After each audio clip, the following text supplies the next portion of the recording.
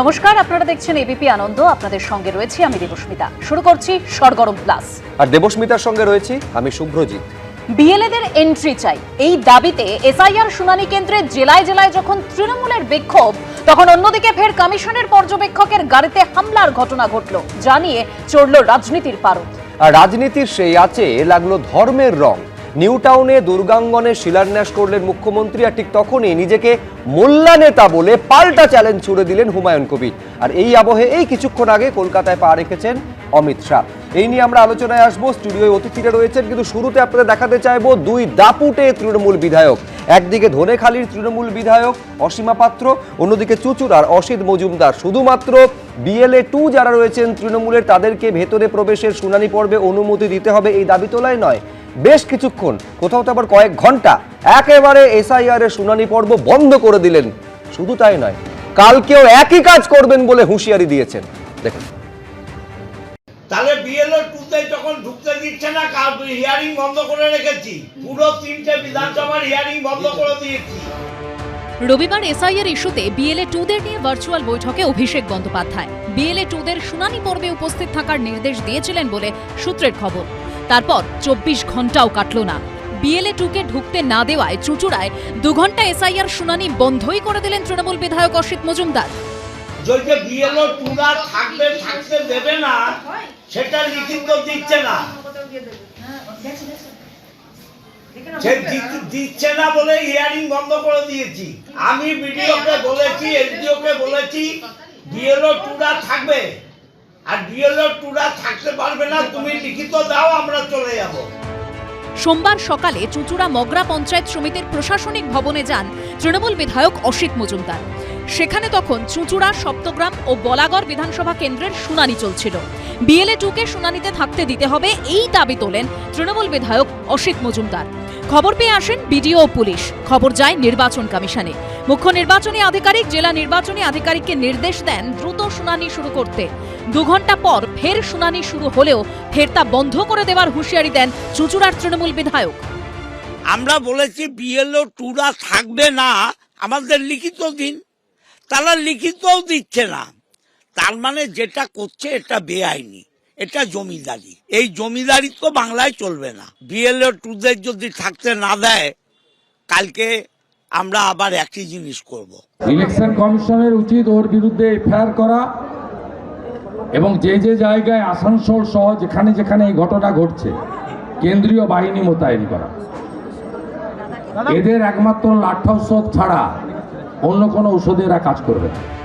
অর্ণব মুখোপাধ্যায়, সৌরভ বন্দ্যোপাধ্যায় ও Somnath মিত্রর report, ABP আনন্দ। আর এইভাবে যখন দিকে দিকে শুনানি বন্ধ করে দেওয়া হচ্ছে, তখন সিইও দপ্তরের থেকে কি বলা হয়েছে যে শুনানি কেন্দ্রের নিরাপত্তা নিশ্চিত করতে রাজ্য পুলিশের ডিজি ও পুলিশ কমিশনারদের নির্দেশ দেওয়া হয়েছে বলে সূত্রের খবর। একই সঙ্গে স্পষ্ট করে জানিয়ে দেওয়া হয়েছে যে শুনানি কেন্দ্রে বিএলও, ইআরও, এইআরও ছাড়া কেউ থাকবেন না, বিএলএরা শুনানি কেন্দ্রে ঢুকবেন না। এই সংক্রান্ত বিজ্ঞপ্তির জন্য জাতীয় নির্বাচন কমিশনকে জানিয়েছে সিইও দপ্তর। আর এবার আমি এখান থেকে একটু কৃষ্ণানু মিত্রর কাছে আসবো। কৃষ্ণানুদা, একদম বহু জায়গায় হয়রানির ছবি সামনে এসেছে, অভিযোগ সামনে এসেছে, সেটা ইছাপুর বলুন, মালদা বলুন, ক্যান্সার আক্রান্তকেও আসতে হয়েছে শুনানির জন্য, একদম ঠিক কথা। কিন্তু এই যে বিক্ষোভ দেখানো হলো, যেভাবে বিক্ষোভ দেখালেন আপনারা, তাতে যে শুনানিটা পিছিয়ে গেল, বন্ধ করে দেওয়া হলো, সময়টা পিছলো, তাতে তো ওই মানুষগুলোকে দুর্ভোগের মুখে আপনারা ঠেলে দিলেন। আর সেটা শুধু 1-2 কেন্দ্রে নয়, গোটা রাজ্য জুড়ে এই পরিস্থিতি। এর দায় কি নেবেন না? না, এর দায় তো নির্বাচন কমিশনকে নিতে হবে। নির্বাচন কমিশন যদি কোনো আইনি কারণে যদি বিএলও 2দের ঢুকতে না দেয়, আর বিএলও 2 তো শুধু তৃণমূলের নয়, সব দলেরই বিএলও 2 আছে, তৃণমূলের বিএলও 2 ঢোকার অধিকার পেলে বাকিরা ঢুকবেন না এটা তো নয়। তো বিএলও 2দের জন্য দাবি করা হচ্ছে, সেখানে সব দলই আছে। এখন নির্বাচন কমিশনের উপর যদি বিজেপির অগাধ আস্থা থাকে বা বেশি আস্থা থাকে যে তো নির্বাচন কমিশনই তাদের কাজটা করে দিচ্ছে, বিএলও 2 তাদের প্রয়োজন নেই, সেটা আমি বলতে পারবো না। কিন্তু আমাদের পরিষ্কার দাবি হচ্ছে যে যদি মনে হয় যে কোনো নিয়ম আছে বা নির্বাচন কমিশন এই নিয়মটা করছেন যে বিএলও 2দের ঢোকার অধিকার দেবেন না তারা, তা আগামী দিন সুপ্রিম কোর্টে আমরা নিয়ে যেতে পারি। তো তখন তো ওনারা ডিগবাজি খাবেন না যে না না ওনারা দিতে পারেননি, যান নিয়ে সব বলবেন। তো আমরা রিটেন পেপার দেয়, কাগজ কথা বলে, কাগজ চাই আমরা যে বিএলও 2দের ঢুকতে যদি না দিতে চান তাহলে কাগজে লিখে দিন, পরিষ্কার কথা। আমরা বিভিন্ন জায়গায় বলে থাকি যে যা বলছেন কাগজে লিখে দিন, প্রমাণ। যদি এটা আইনি হয়, যদি এটা বৈধ হয়, নির্বাচন কমিশন যদি নিয়ম মেনে করে থাকে, তাহলে লিখে দিতে অসুবিধাটা কি আছে? লিখতে পারছেন না কেন? ভয়টা কিসের? যে আগামী দিন সুপ্রিম কোর্টে গিয়ে জবাবদিহি করতে হবে। তো তার মানে কিছু লুকোচ্ছেন, ঠিক সেইভাবে লুকোচ্ছেন যেইভাবে কখনো 1,36,00,000, কখনো কোনো মানুষ যাকে প্রথম দিকে বলেছিল 2002-তে নাম থাকলেই তিনি প্রশ্নাতীত হয়ে যাচ্ছেন, বিশেষ বিশেষ মানুষের ছাড় আছে, তাহলে এখানে 2002-এর যাদের SIR এর নাম ছিল তারাও ডাক পাচ্ছেন, কখনো যাদের পাসপোর্ট হোল্ডার তারাও ডাক পাচ্ছেন, কেন্দ্রীয় বাহিনী, পুলিশ, মিলিটারিতে কাজ করছেন তারাও ডাক পাচ্ছেন, এমনকি হোম সেক্রেটারিও ডাক পাচ্ছেন। তো নির্বাচন কমিশন করেছেটা কি? যে তুমি এতদিনকার অর্জিত যে তালিকা সেটাকে এক স্ট্রোকে তুমি সেটাকে নস্যাৎ করে দিলে। এটা তো রিভিশন হচ্ছে না, তুমি নতুন করে তালিকা তৈরি করছো। তো রিভিশন হলে আমরা আগের তালিকাকে ভিত্তি করে করতাম, তুমি রাতারাতি আগের তালিকাকে সম্পূর্ণভাবে বাতিল করে দিলে। বাতিল করে এখন তুমি করতে পারছো না, তার কারণ হচ্ছে এই তালিকাটা তো একবারে দুবারে করা হয়নি। দীর্ঘ আমাদের গণতান্ত্রিক প্রক্রিয়াতে 51 সাল থেকে ধাপে ধাপে ধাপে ধাপে এই তালিকাটা আমরা অর্জন করেছি। সেটাকে এখন নিজেরা এক স্ট্রোকে শূন্য করে দিয়ে এখন নিজেরা লেজে গোবরে হচ্ছে। এবং এই লেজে গোবরে শুধু বাংলাতে তো না, আরো অন্যান্য রাজ্যতেও হচ্ছে, কিন্তু সেখানে বিজেপি ক্ষমতায় আছে, ডবল ইঞ্জিন সরকার সামলে নেওয়ার একটা মানসিকতা কাজ করছে, কিন্তু বাংলাতে রুখে দিচ্ছে। যেহেতু আমরা এখানে তৃণমূল কংগ্রেস দলীয়ভাবে আমরা মাঠে ময়দানে লড়ে নিচ্ছি, আমাদের গণতান্ত্রিক অধিকার আমরা লড়ে নিচ্ছি, তাই জন্য নির্বাচন কমিশন লিখে দিতে পারছে না যেটা ওরা কাজে করছে। হ্যাঁ বেশ, আমি তরুণজ্যোতি তিওয়ারি নিঃসন্দেহের উত্তর দেবে, যেখানে কৃষাণু মিত্র এবং কৃষাণু মিত্ররা এই কথাটা বারে বারে বলে আসছে, যেটা কমিশন দাবি করছে তার কোনো নোটিফিকেশন বা কোনো অর্ডার কেন ইস্যু করছে না, যাতে এই কোনো কনফিউশন না থাকে যে যারা ইআরও রয়েছেন, এইআরও রয়েছেন, সুপারভাইজার রয়েছেন এবং ভোটার ছাড়া কেউ এই হিয়ারিং সেন্টার অর্থাৎ যেখানে SIR এর শুনানি চলছে সেখানে থাকতে পারবেন না।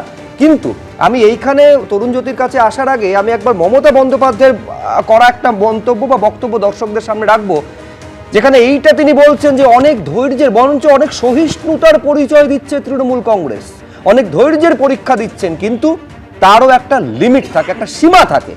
কি বলেছেন মমতা বন্দ্যোপাধ্যায় দেখাবো, তারপরে তরুণজ্যোতি তিওয়ারি দেখুন।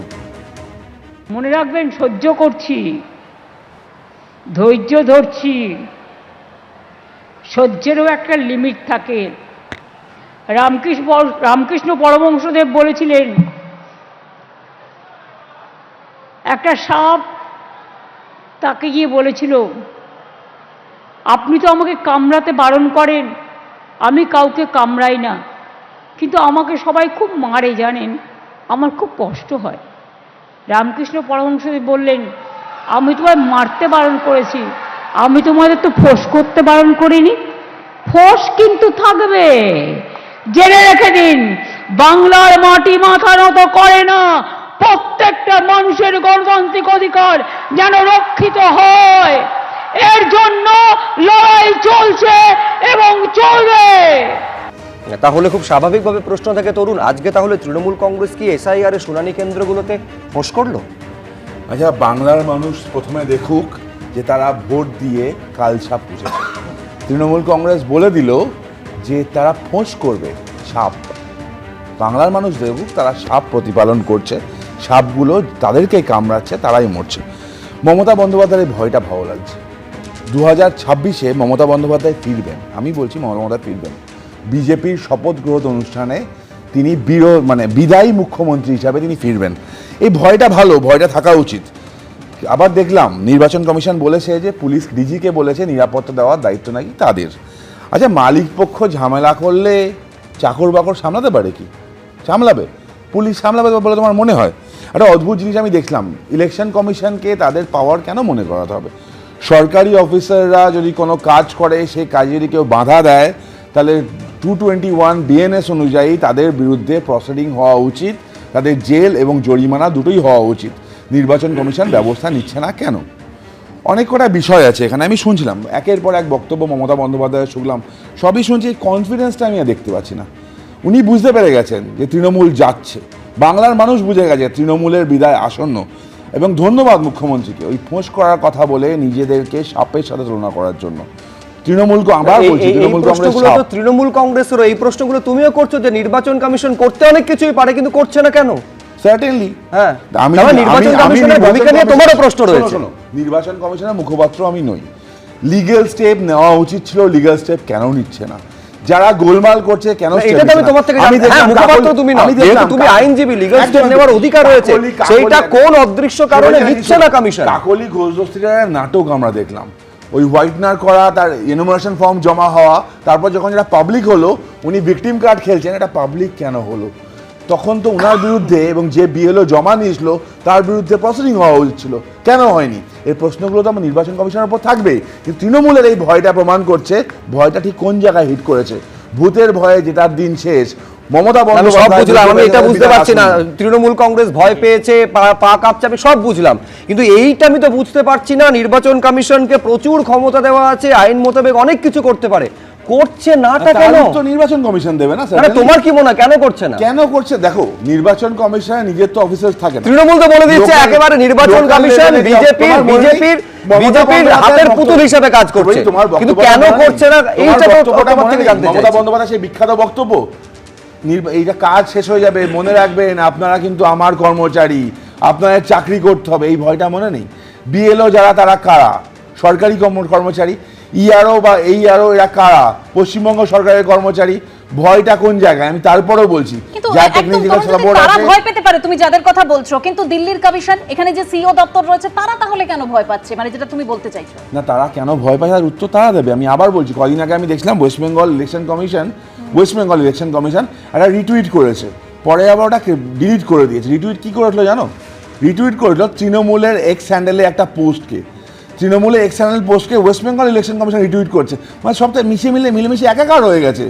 মুখ্যমন্ত্রী, আবার বলছি, স্বচ্ছ ভোটার যদি চান, স্বচ্ছ ভোটার তালিকা চান, বারবার বাধা দিচ্ছেন কেন? এই অসিত মজুমদারের মতো লোক, আমি বন্ধ করে দিয়েছি, কি বাহাদুরিটা তিনি করেছেন? কমিশন পদক্ষেপ নিচ্ছে না কেন? কমিশনের তো অগাধ ক্ষমতা রয়েছে, সংবিধান তো দিয়েছে, তাহলে কেন পদক্ষেপ নিচ্ছে না? এটা তো সত্যি একটা বড় প্রশ্ন। আমি একটু কৃষ্ণদার রিঅ্যাকশন নেব, তবে একদম আমরা শুনলাম, মানে তরুণ জ্যোতি এই কথাটা বলেনি যে তৃণমূলের বি টিম হচ্ছে কমিশন। দেখো, প্রথম কথা হচ্ছে যে উদাহরণটা নেত্রী দিয়েছেন সাপ এবং যেখানে ফস করা নিয়ে, সেটা রামকৃষ্ণ কথামৃততে আছে। এখন সেটাকে যদি বিজেপি উপহাস করে, রামকৃষ্ণদেবকে নিয়ে তারা উপহাস করতেই পারে, এর আগেও তারা করেছে। তাদের নেতা দিলীপ ঘোষ করেছে, যেরকম বিবেকানন্দকে বামপন্থী প্রোডাক্ট বলেছেন, মা দুর্গা থেকে রবীন্দ্রনাথ থেকে, মানে কোনো বাকি রাখিনি। বিদ্যাসাগরের মূর্তি ভাঙা থেকে রামমোহন রায়কে অপমান করা থেকে কোনো কিছু বাকি রাখিনি। রামকৃষ্ণ কথামৃতকে তুমি তিতকিরি তাচ্ছিল্য করে একদম করিনি। মমতা বন্দ্যোপাধ্যায়কে আসল রূপ দেখালাম, এখন তার আসল রূপটা দেখালাম। তার কামড়ে মানুষ মরে, মুখ্যমন্ত্রীর কামড়ে মানুষ মরে, মুখ্যমন্ত্রীর কামড়ে চন্দন দাস, অরবিন্দ দাস হয়, মুখ্যমন্ত্রীর কামড়ে ভাদু শেখ হয়, হিন্দু মুসলমান সবাই মরে। এবার কি এখন বিষয়টা হচ্ছে না সরকারি কর্মচারী, আরে বাপ, ECI, election commission of India, নির্বাচনী প্রক্রিয়া, এটা কোনো একাধিকার নয়। এর সাথে রাজনৈতিক দল, রাজনৈতিক কর্মী, সাধারণ মানুষদের ওতপ্রোতভাবে জড়িত। আমরা হাজারবার থাকবো, আমাদেরকে কনফিডেন্স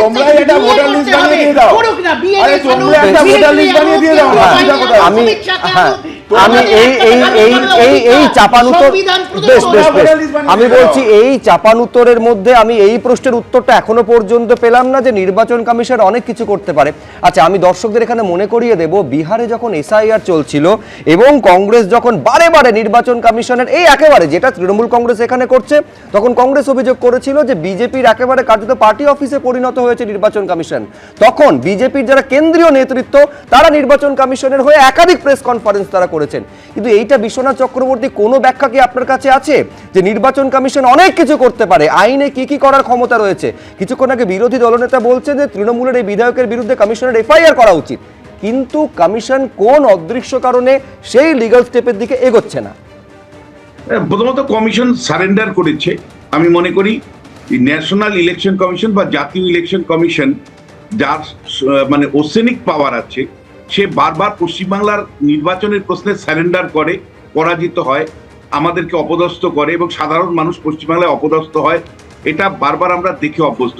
ধরো, আমি উদাহরণ দিচ্ছি, এই এসআইআর শুরু হওয়ার আগে বেশ কয়েকজন আধিকারিকের বিরুদ্ধে তারা ব্যবস্থা নিতে বলেছিলেন, কিন্তু শেষ পর্যন্ত রাজ্য সরকার যখন ব্যবস্থা নেয়নি, তারপরে কিন্তু কোনো উদ্যোগ মানে ইলেকশন কমিশনের তরফ থেকে আমরা দেখিনি। এই কয়েকদিন আগেই তুমি যদি দেখো এই আধিকারিক, যে আধিকারিককে আজকে মানে ঘেরাও করা হয়েছিল দক্ষিণ 24 পরগনায়, সেই আধিকারিক আইএস অফিসার, তাকে কিন্তু হেনস্থার সম্মুখীন হওয়ার পরেও কিন্তু তুমি দেখবে কোনো প্রশাসনিক পদক্ষেপ ইলেকশন কমিশন থেকে নেয়নি। ফলে যারা দুষ্কৃতী তারা তো আরো বেশি উৎসাহিত হবে। ফলে অতীতের একের পর এক অভিজ্ঞতা আমাদের বলে ন্যাশনাল ইলেকশন কমিশন পশ্চিমবাংলায় কিন্তু স্যারেন্ডার করে, পরাজিত হয় এবং সাধারণ মানুষের অসহায়ের কারণ হয়ে ওঠে। দ্বিতীয় যে বিষয়টা দেখো, এটা রাজ্যের যদি অবস্থান থেকে দেখো তাহলে পশ্চিমবাংলার দুটো অবস্থান, একটা হলো এসআইআর এর পক্ষে, আরেক স্তরে হলো এসআইআর তীব্র বিরোধী, মানে যারা যে কোনো মূল্যে এসআইআর কে আটকাতে চাইছে।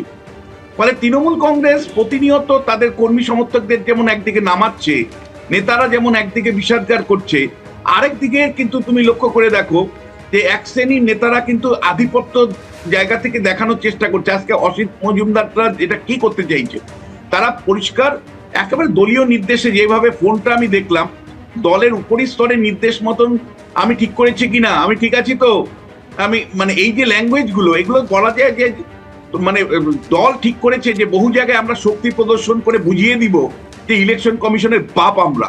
ফলে সেই যে মানে বাপেরও যে বাপ আছে, মানে তৃণমূল কংগ্রেস আছে, সেটা আজকে তৃণমূল কংগ্রেস পরিষ্কার বুঝিয়ে দিয়েছে।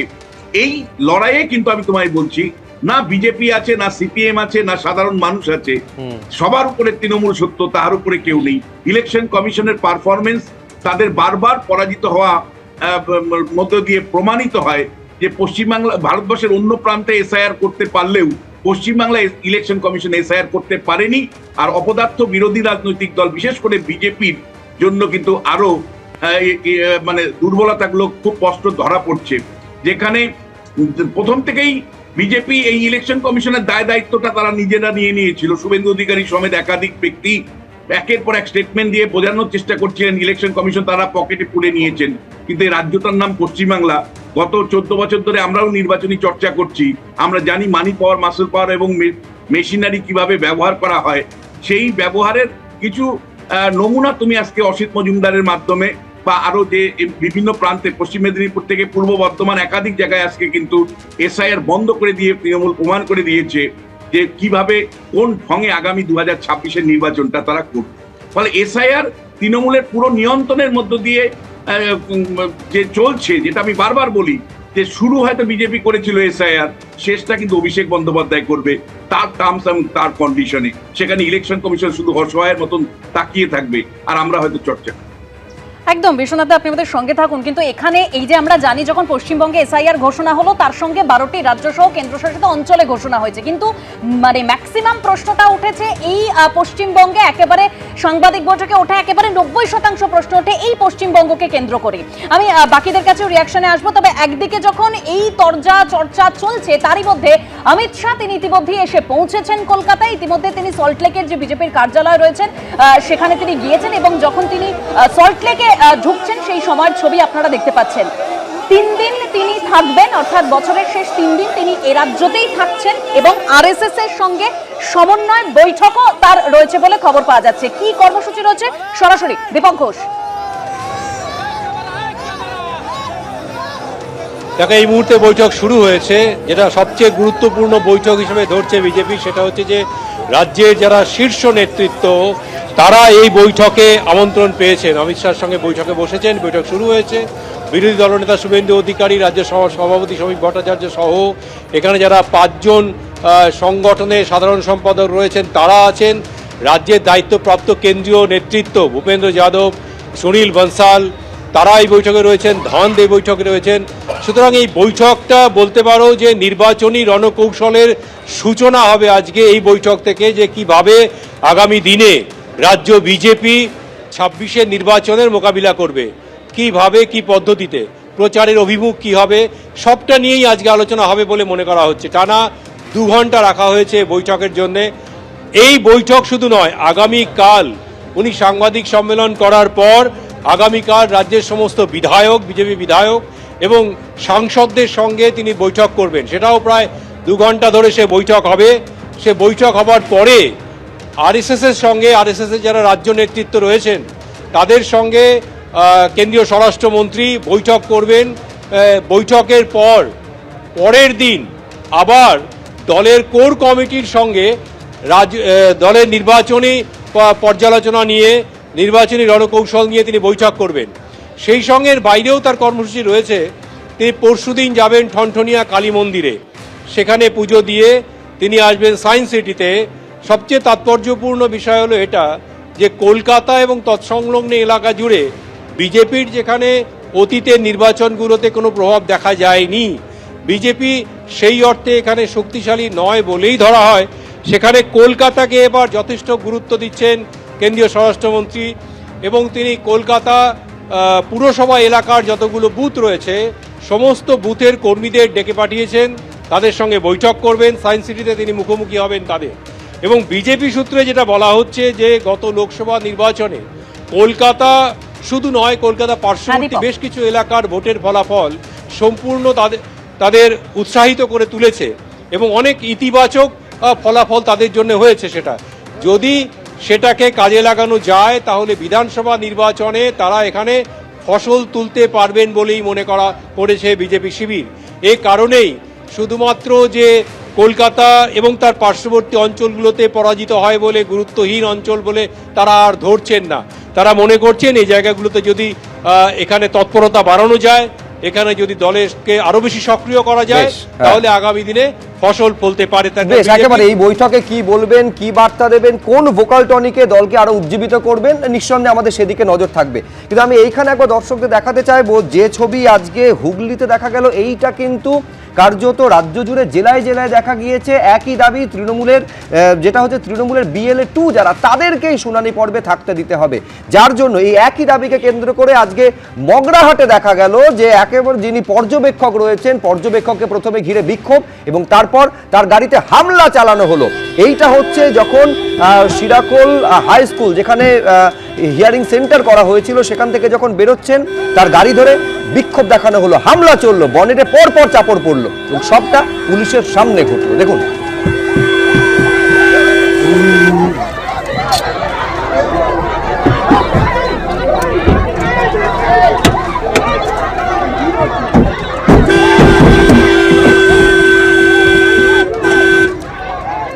মানুষ আছে ঠিক মতন যেতে পারছে না, সেই জন্য সেই সাধারণ মানুষ সব সেটাই বিক্ষোভ দেখাচ্ছে। আমরা তো সাধারণ মানুষ, আমাদের যেটা প্রবলেম হচ্ছে আমরা সেটাই নিয়ে বিক্ষোভ দেখাচ্ছি। আমাদের অন্য কোনো রাজনৈতিক দলও নয় আর কিছু নয়। সবার পক্ষে তো হিয়ারিং সেন্টার সম্ভব না। কিছু বয়স্ক লোক আছে, অসুস্থ লোক আছে, অনেকে হাঁটতে পারে না, আর এই শীতের সময় বয়স্ক লোকের প্রচুর সমস্যা, তো তাদের পক্ষে হিয়ারিং সেন্টারে যাওয়া সম্ভব? যারা 80 বছর হয়ে গেছে, 82 বছর, 83 বছর, তারা হাঁটতেই পারছে না ভালো করে, সেখানে কি যাওয়া সম্ভব হবে? তো তাদের যদি বাড়ি বাড়ি গিয়ে করা হতো সেটা সুবিধা হতো মানুষের অনেক। আজকে সাধারণ মানুষ বিক্ষোভ করেছে এখানটায়, কারণ অনেকে সবারই বাড়িতে কম বেশি বয়স্ক লোক আছে, অসুস্থ লোক আছে, সবাই তো আসতে পারছে না জায়গাটায় আমাদের। ওখানে তৃণমূলের জেলা পরিষদের অধ্যক্ষকে দেখা গেছে, মুজিবুর রহমানকে, তৃণমূল নেতাই বলা যায়, কি বলবেন? না, এই সম্বন্ধে আমার কোনো বক্তব্য রাখার নেই, কারণ ওনারা ওটা লোকাল হিয়ারিং সেন্টার, ওনারা ভাবে থাকতে পারে, হিয়ারিংয়ে কোনো কাজকর্ম কোনো যেতে পারে। তো বিক্ষোভের সাথে আমাদের কোনো পলিটিক্যালে কোনো আমি খবর পাইনি বা জানিও না, এটা পুরো সাধারণ মানুষেরই বিক্ষোভ। আমি আমার কাজটা করে ছাড়বো, আমি আমার কাজটা করে এখান থেকে যাবো। স্যার আপনার নিরাপত্তার অভাব করছেন কোনো পাইলট কার নেই? একজন IAS অফিসারকে কি নিরাপত্তা লাগবে? আমি তো ইন্ডিয়ান অ্যাডমিনিস্ট্রেটিভ সার্ভিস অফিসার, আমাকে তো ইলেকশন কমিশন পাঠাচ্ছে, আমি আমার কাজটা করতে এসেছি, আমি আমার কাজটা করে ছাড়বো। এটা তো প্রশাসন আছে, ওনারা দেখে নেবে। এটা কি কোনো রাজনৈতিক দল বাধা দেওয়ার চেষ্টা করছে? আমি জানি না, এটা ওনারা। বিশ্বনাথ চক্রবর্তী কার্যত হতাশ নির্বাচন কমিশনের ভূমিকা নিয়ে। তিনি বলছেন যে আত্মসমর্পণ করেছে নির্বাচন কমিশন। এই হতাশা কি সমানভাবে বিরোধী দলনেতার মুখেও লক্ষ্য করা যাচ্ছে? পার্থদার কাছে আসার আগে বিরোধী দলনেতা তিনি টুইট করছেন এই ঘটনা নিয়ে, মানে এক্সপোস্ট করছেন, যেখানে তিনি বলছেন, সরাসরি জ্ঞানেশ কুমারকে প্রশ্ন করছেন, যিনি মুখ্য নির্বাচন কমিশনার, বলছেন আপনি যদি আপনার আধিকারিকদের নিরাপত্তা বা সুরক্ষা না দিতে পারেন তাহলে কোন ভরসায় আপনি ফ্রি এবং ফেয়ার, অর্থাৎ অবাধ এবং স্বচ্ছ নির্বাচন এই রাজ্যে আপনি করবেন? অর্থাৎ কোথাও না কোথাও নির্বাচন কমিশনের ভূমিকা নিয়ে খোদ রাজ্যের বিরোধী দলনেতা তিনি প্রশ্ন করছেন যে আপনি যদি আপনার আধিকারিকদের নিরাপত্তা সুনিশ্চিত করতে না পারেন, তাহলে এই যে ভোটাররা যারা ভোট দেবেন, নির্বাচন প্রক্রিয়ায় গণতান্ত্রিক উৎসবে অংশগ্রহণ করবেন, তাদের নিরাপত্তা কোথায় সুনিশ্চিত করবেন? মানে আলটিমেটলি পার্থদা, কতটা নির্বাচন কমিশন আমাদের এই রাজ্যে 26শে নির্বাচন অবাধ এবং সুষ্ঠু করতে পারবে তা নিয়ে খোদ বিরোধী দলনেতাই কি সন্দিহান? দেখুন, এই সন্দেহের তো একটা বাস্তব ভিত্তি তিনি বা তারা তৈরি করে দিয়েছেন, তার দল। এই কারণের জন্য বলছি যে এক্ষুনি দমদম বিমানবন্দরে নেমে আমাদের স্বরাষ্ট্রমন্ত্রী, তিনি বিজেপির নেতা হিসেবেই গেছেন, মিটিং করবেন স্বাভাবিক, কিন্তু তিনি যে কথাটা বলেছিলেন সেটাই আসলে একটা আমাদের রাজ্য রাজনীতির ক্ষেত্রে একটা বড় কি বলবো উপাদান। তিনি বলেছিলেন যে ডিটেক্ট, ডিলিট অ্যান্ড ডিপোর্ট। ফলে এই যে আপনি ডিটেক্ট করা মাত্রই কাউকে, যে আপনি তার মানে তারপরে হচ্ছে যে ডিলিট করতে হবে তার নাম এবং তারপরে তাকে পাঠিয়ে দিতে হবে, এই যে উত্তেজনার আবহ একটা এসআইআরকে কেন্দ্র করে যে বার্তাটা তারা দিয়েছিলেন প্রথম, এবং সেখান থেকেই শুরু হলো এই রাজ্যে হচ্ছে যে কোটি কোটি রোহিঙ্গা বাস করছে, অথচ লিস্ট বেরোলো যখন দেখা গেল সেই রোহিঙ্গা নেই। ফলে এইবার এই যে আবহাওয়াটা তৈরি হচ্ছে একটা এসআইআরকে কেন্দ্র করে, তাতে হচ্ছে ভারতীয় জনতা পার্টির নেতারা যেরকম প্রথম রাউন্ডে এই হাই পিচের প্রোগ্রামটাকে উচ্চতায় নিয়ে গেছিলেন, এই ক্যাম্পেইনটা, অর্থাৎ রোহিঙ্গা মুক্ত করতে হবে পশ্চিমবঙ্গকে, তা না হলে কিন্তু উপায় নেই। আর রাজ্যের শাসক দল হিসেবে তৃণমূল কংগ্রেস ঠিক এক অপরচুনিটির জন্য প্রায় অপেক্ষা করছিলেন এই কারণের জন্যই যে একদম যে শব্দটা চিফ মিনিস্টার উচ্চারণ করলেন যে ফোঁস করতে হবে। এবার এই যে ফোঁস করার উদাহরণটা আপনারা দেখলেন তো, যে একটা কেন্দ্রীয় অবজারভারকে ঘিরে, তার গাড়ি ঘিরে যে কাণ্ডটা চলছে, এটাকে বলে ফোঁস। আমি শুধু সাপ্লিমেন্ট করি আপনার সঙ্গে, আজকে শুধুমাত্র সি মুরুগানকে ঘিরে বিক্ষোভ দেখানো হয়েছে এমনটা নয়। এর আগে যখন এনুমারেশন পর্ব চলছিল, তথ্য যাচাইয়ের জন্য তিনি নিজে বাড়িতে গেছিলেন, তখনও পর্যন্ত তাকে ঘিরে মহিলারা বিক্ষোভ দেখিয়েছেন। আজকে এই যেখানে হিয়ারিং সেন্টার সেখানে বিক্ষোভ, এবং আজকে এই জায়গায় পৌঁছেছে। মানে এটা তো জানা ছিল যে এই ধরনের একটা পরিস্থিতি তৈরি হচ্ছে এই কারণের জন্যই যে ঠিক উল্টোটা আমাদের রাজ্যের শাসক দল হিসেবে তৃণমূল কংগ্রেস, তারা তো প্রথম দিন থেকে বলে দিয়েছেন, আপনার বুঝতে কোনো অসুবিধা হওয়ার কথা না, যে ম্যান মার্কিং চলবে। অর্থাৎ ম্যান মার্কিং যেভাবে যে শব্দবন্ধ ব্যবহার করা হয় খেলায়, যে কারণের জন্য যে প্রতিপক্ষকে আটকাতে এবং ঘায়েল করতে প্রয়োজনে, ফলে সেই কাজটা হচ্ছেন। ফলে তারা চাইছেন এমন একটা লিস্ট, যে লিস্টের ভিত্তিতে 26শে ভোট হোক, যেখানে মৃত, ভুয়ো, ডেড, লেপ সব থাকবে, অর্থাৎ একটা নাম যেন বাদ না যায়। আর উল্টো ভার্সনটা তৈরি হচ্ছে সমস্ত রোহিঙ্গা বাদ দিতে হবে। এই করতে গিয়ে যেটা দাঁড়াচ্ছে যে সত্যি দুধ এবং জল বা কাপড় এবং চাল এই লিস্টের মধ্যে যা আছে বের করাটা আটকে যাচ্ছে। আজকের অসিতবাবু যে বক্তৃতাটা দিচ্ছেন ওখানে, যে কালকেরও BLA-2কে ঢুকতে না দিলে আমি এই কাণ্ড করব, আমি বলছি এই কথার পর ফোঁস করার কথা ছিল কিন্তু নির্বাচন কমিশনের। ওয়াই নির্বাচন কমিশন ফেইল্ড, যে তারা ফোঁস করতে পারছে না, এই কারণের জন্যই এই কারণেই বলছি যে নির্বাচন কমিশনের বিরুদ্ধে হাজার একটা তার বলতে পারেন, কিন্তু যে কারণে বলছেন, আমার ধারণা আমার বন্ধুও প্রথম রাউন্ডে বললেন যে নির্বাচন কমিশনের বহু সিদ্ধান্তের বিরোধিতা রাজনৈতিকভাবে করতে পারেন, কিন্তু এটা কি করতে পারেন যে একটা শুনানি বন্ধ করে দেবো গায়ের জোরে? আমি বলছি যে দিস ইজ ইম্পর্টেন্ট। আমি বলছি তাহলে আপনি যেরকম কোর্টে যাওয়ার কথা বলছেন, আরে বাবা, আমি আবারও বলছি যে আপনি শুনে নিন, যে আপনার যদি মনে হয় যে লফুলি আপনি আটকাতে চান, দেয়ার আর ওয়েজ, আপনি যান। আপনারা তো নিজেরাই বলছিলেন একটু আগে যে আপনারা সুপ্রিম কোর্টে যাবেন। আমি শেষ করে নিই তাহলে। ফলে আমার প্রশ্নটা হচ্ছে এটাই, যে ইলেকশন কমিশনের তাহলে দুটো কাজ। কৃষাণুর সাথে আমি একমত, যদি BLA-2কে ঢুকতে না দেয় তাহলে বলুক যে আমি কেন ঢুকতে দিচ্ছি না, কিন্তু আমি বলছি এই যে চাপান উত্তরের আবহাওয়াটা চালিয়ে যাওয়াটা, এটা কোনো কাজের কাজ না, এবং এটা আসলে শেষমেশ করছে একটা আমাদের শুনানি প্রক্রিয়াটা ব্যাহত হওয়া, মানে জল, দুধ, চাল, কাপড় এটা কিন্তু বেরোনো যাচ্ছে না, বের করা যাচ্ছে না। এবং সেটা প্রথম দিন থেকে তৃণমূল কংগ্রেস কিন্তু দে হ্যাভ ডিক্লেয়ার যে একজনকেও বাদ দিতে দেবো না। ফলে এখন যখন এই 1 কোটি মানুষের শুনানি হচ্ছে সুব্রজিৎ, তখন এই এজেন্ডাটা তৃণমূলের কাছে ইম্পর্টেন্ট। এবং লাস্টলি আমি যেটা বলবো, যে ইম্পর্টেন্ট হচ্ছে যে এই যে এত মানুষের হয়রানি হচ্ছে, এটা ইলেকশন কমিশনের জন্যই হচ্ছে। এই কারণে রাজবংশী, মতুয়া, দরিদ্র আদিবাসী, তারা সবচেয়ে বেশি সাফারার হচ্ছে যে কাগজ নেই বলে। ফলে আবার আরেকটা জিনিস আপনি দেখবেন, ইলেকশন কমিশনের সফটওয়্যার, তার ব্যবস্থাপনা, সেটার মধ্যে আমি সবাইকে থামলাম। কৃষ্ণদার কাছে একটা বিষয় নিয়ে যাব। কৃষ্ণদা, একটু প্রশ্নটা একটু শুনে নিতে হবে। আমার বক্তব্য হচ্ছে BLA-2কে, আপনাদের বক্তব্য BLA-2কে শুনানির ভেতরে, মানে কেন্দ্রের ভেতরে ঢুকতে দিতে হবে। সেখানে ERO, BLO সবাই তো রাজ্য সরকারি কর্মী, তাহলে কোথাও গিয়ে রাজ্য সরকারি কর্মীরা মানে একদম সেইভাবে সরকার, আমরা তো বিজেপি একদম, মানে তারা যে নিরপেক্ষভাবে কাজ করতে পারছে না, তাহলে সেটা রাজ্যকে সেই ক্লিন চিটটা দিতে চাইছে না, কারণ সেখানে তো রাজ্য সরকারি কর্মীরাই রয়েছে। তাহলে আবার BLA-2কে কেন ভেতরে থাকতে হবে। আমরা সরকার আর দলকে এক করে দেখছি না, আমরা দলীয় প্রতিনিধির দাবি তুলছি। আর দ্বিতীয় কথা হচ্ছে, আপনি কিছু খোঁজ নিন আমাদের প্রতিনিধি মানে দল রাজ্য বারবার এটা মনে করিয়ে দিয়েছে যে আপনারা সরকারি কর্মী, তাহলে সেই সরকারি কর্মীদের উপর রাজ্য ভরসা রাখতে পারছে না। আমি আবার বলছি, সরকারি কর্মীরা তারা সরকারের কাজ করবে, নির্বাচন কমিশনের কাজ করুক না, আমাদের আপত্তি নেই।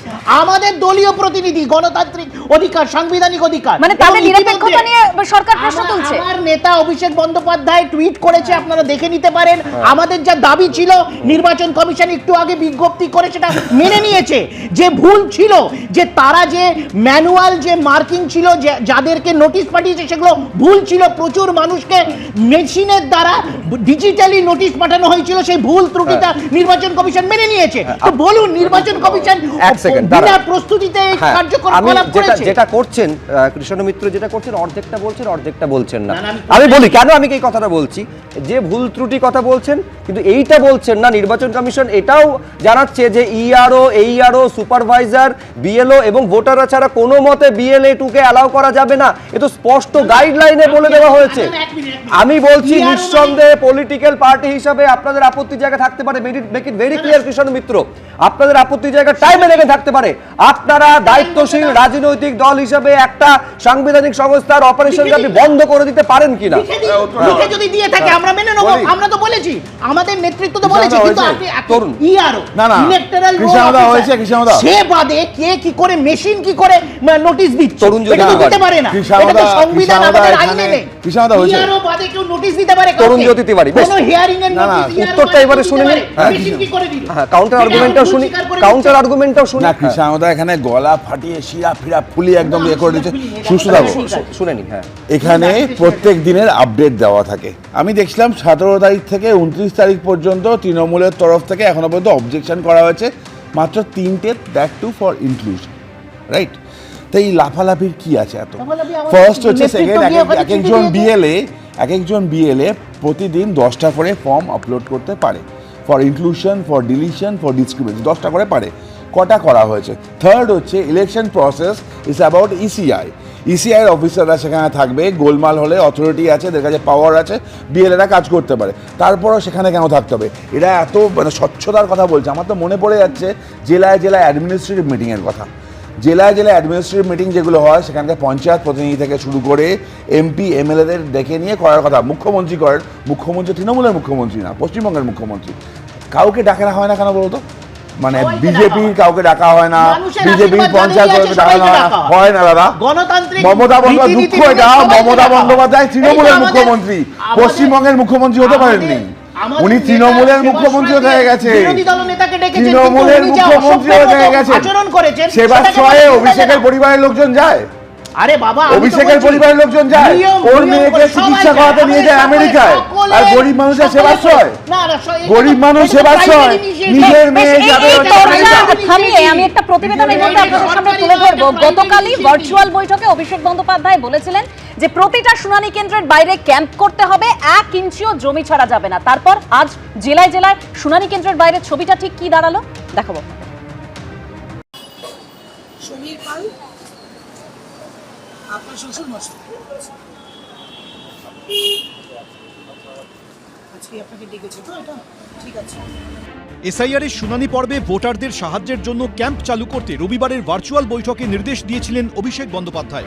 সূত্রের খবর, তিনি নির্দেশ দিয়েছিলেন প্রতিটি শুনানি কেন্দ্রের বাইরে সোমবার থেকেই ক্যাম্প করতে হবে। চেয়ার টেবিল নিয়ে বসুন, এটা যুদ্ধের সময়, আমরা 1 ইঞ্চি জমিও ছাড়তে পারি না। এরপরেই সোমবার কলকাতা থেকে জেলা দেখা গেল এই ছবি। জায়গায় জায়গায় শুনানি কেন্দ্রের বাইরে ক্যাম্প করল তৃণমূল। মুখ্যমন্ত্রী মমতা বন্দ্যোপাধ্যায়ের বিধানসভা কেন্দ্র ভবানীপুরে আগে থেকেই may I help you camp চালু ছিল। চেতলা বয়েজ স্কুলে রয়েছে এই মুহূর্তে। চেতলা বয়েজ স্কুলে চলছে হিয়ারিং এর ছবিটা একবার দেখিয়ে দেবো, যেখানে এখানে আমরা দেখতে পাচ্ছি যে লাইন রয়েছে এবং ভেতরে হিয়ারিং সেন্টার, যেখানে অবশ্যই এই সমস্ত যারা লাইনে রয়েছেন সেই সমস্ত ভোটারদের তাদের ডাকা হচ্ছে। এদিন চেতলা বয়েজ স্কুলের বাইরে সেই ক্যাম্প পরিদর্শন করেন কলকাতার মেয়র ও পুরমন্ত্রী ফিরহাদ হাকিম। আমরা তো এটা আগের থেকেই চলছে। এটা মুখ্যমন্ত্রী মমতা ব্যানার্জি একটা ভবানীপুর নিয়ে একটা আলাদা মিটিং করেছেন, কলকাতার এবং লাগোয়া আরবান এলাকা নিয়ে করেছেন, আর অভিষেক সারা বেঙ্গল নিয়ে করেছেন। মানুষের পাশে দাঁড়ানো উচিত, কারণ প্রচন্ড মানুষ, সাধারণ মানুষ ঘাবড়ে রয়েছে। শ্যামপুকুর বিধানসভা কেন্দ্রের অন্তর্গত শ্যামবাজার এবি স্কুলের বাইরে বাংলা ভোট রক্ষা শিবির নাম দিয়ে ক্যাম্প করে তৃণমূল। সেখানে ছিলেন রাজ্যের নারী ও শিশু কল্যাণ মন্ত্রী শশী পাজার মেয়ে ও কলকাতা পুরসভার ৮ নম্বর ওয়ার্ডের তৃণমূল কাউন্সিলর পূজা পাজা। আইন দিয়েছে 12টা থেকে 2:30 কিছু হবে চেকিং দরকার করবে, বাকি কি নিয়ে যাচ্ছে ডকুমেন্টস। অভিষেক বন্দ্যোপাধ্যায়ের নির্দেশের পরে এদিন বাগবাজার মাল্টিপারপাস স্কুলের শুনানি কেন্দ্রের বাইরে ক্যাম্প করেছে শাসক দল। রাসবিহারী বিধানসভার ভোটারদের শুনানি চলছে লেকভিউ স্কুল ফর গার্লসে, সেখানেও ক্যাম্প করে বসেন তৃণমূলের বিএলএরা।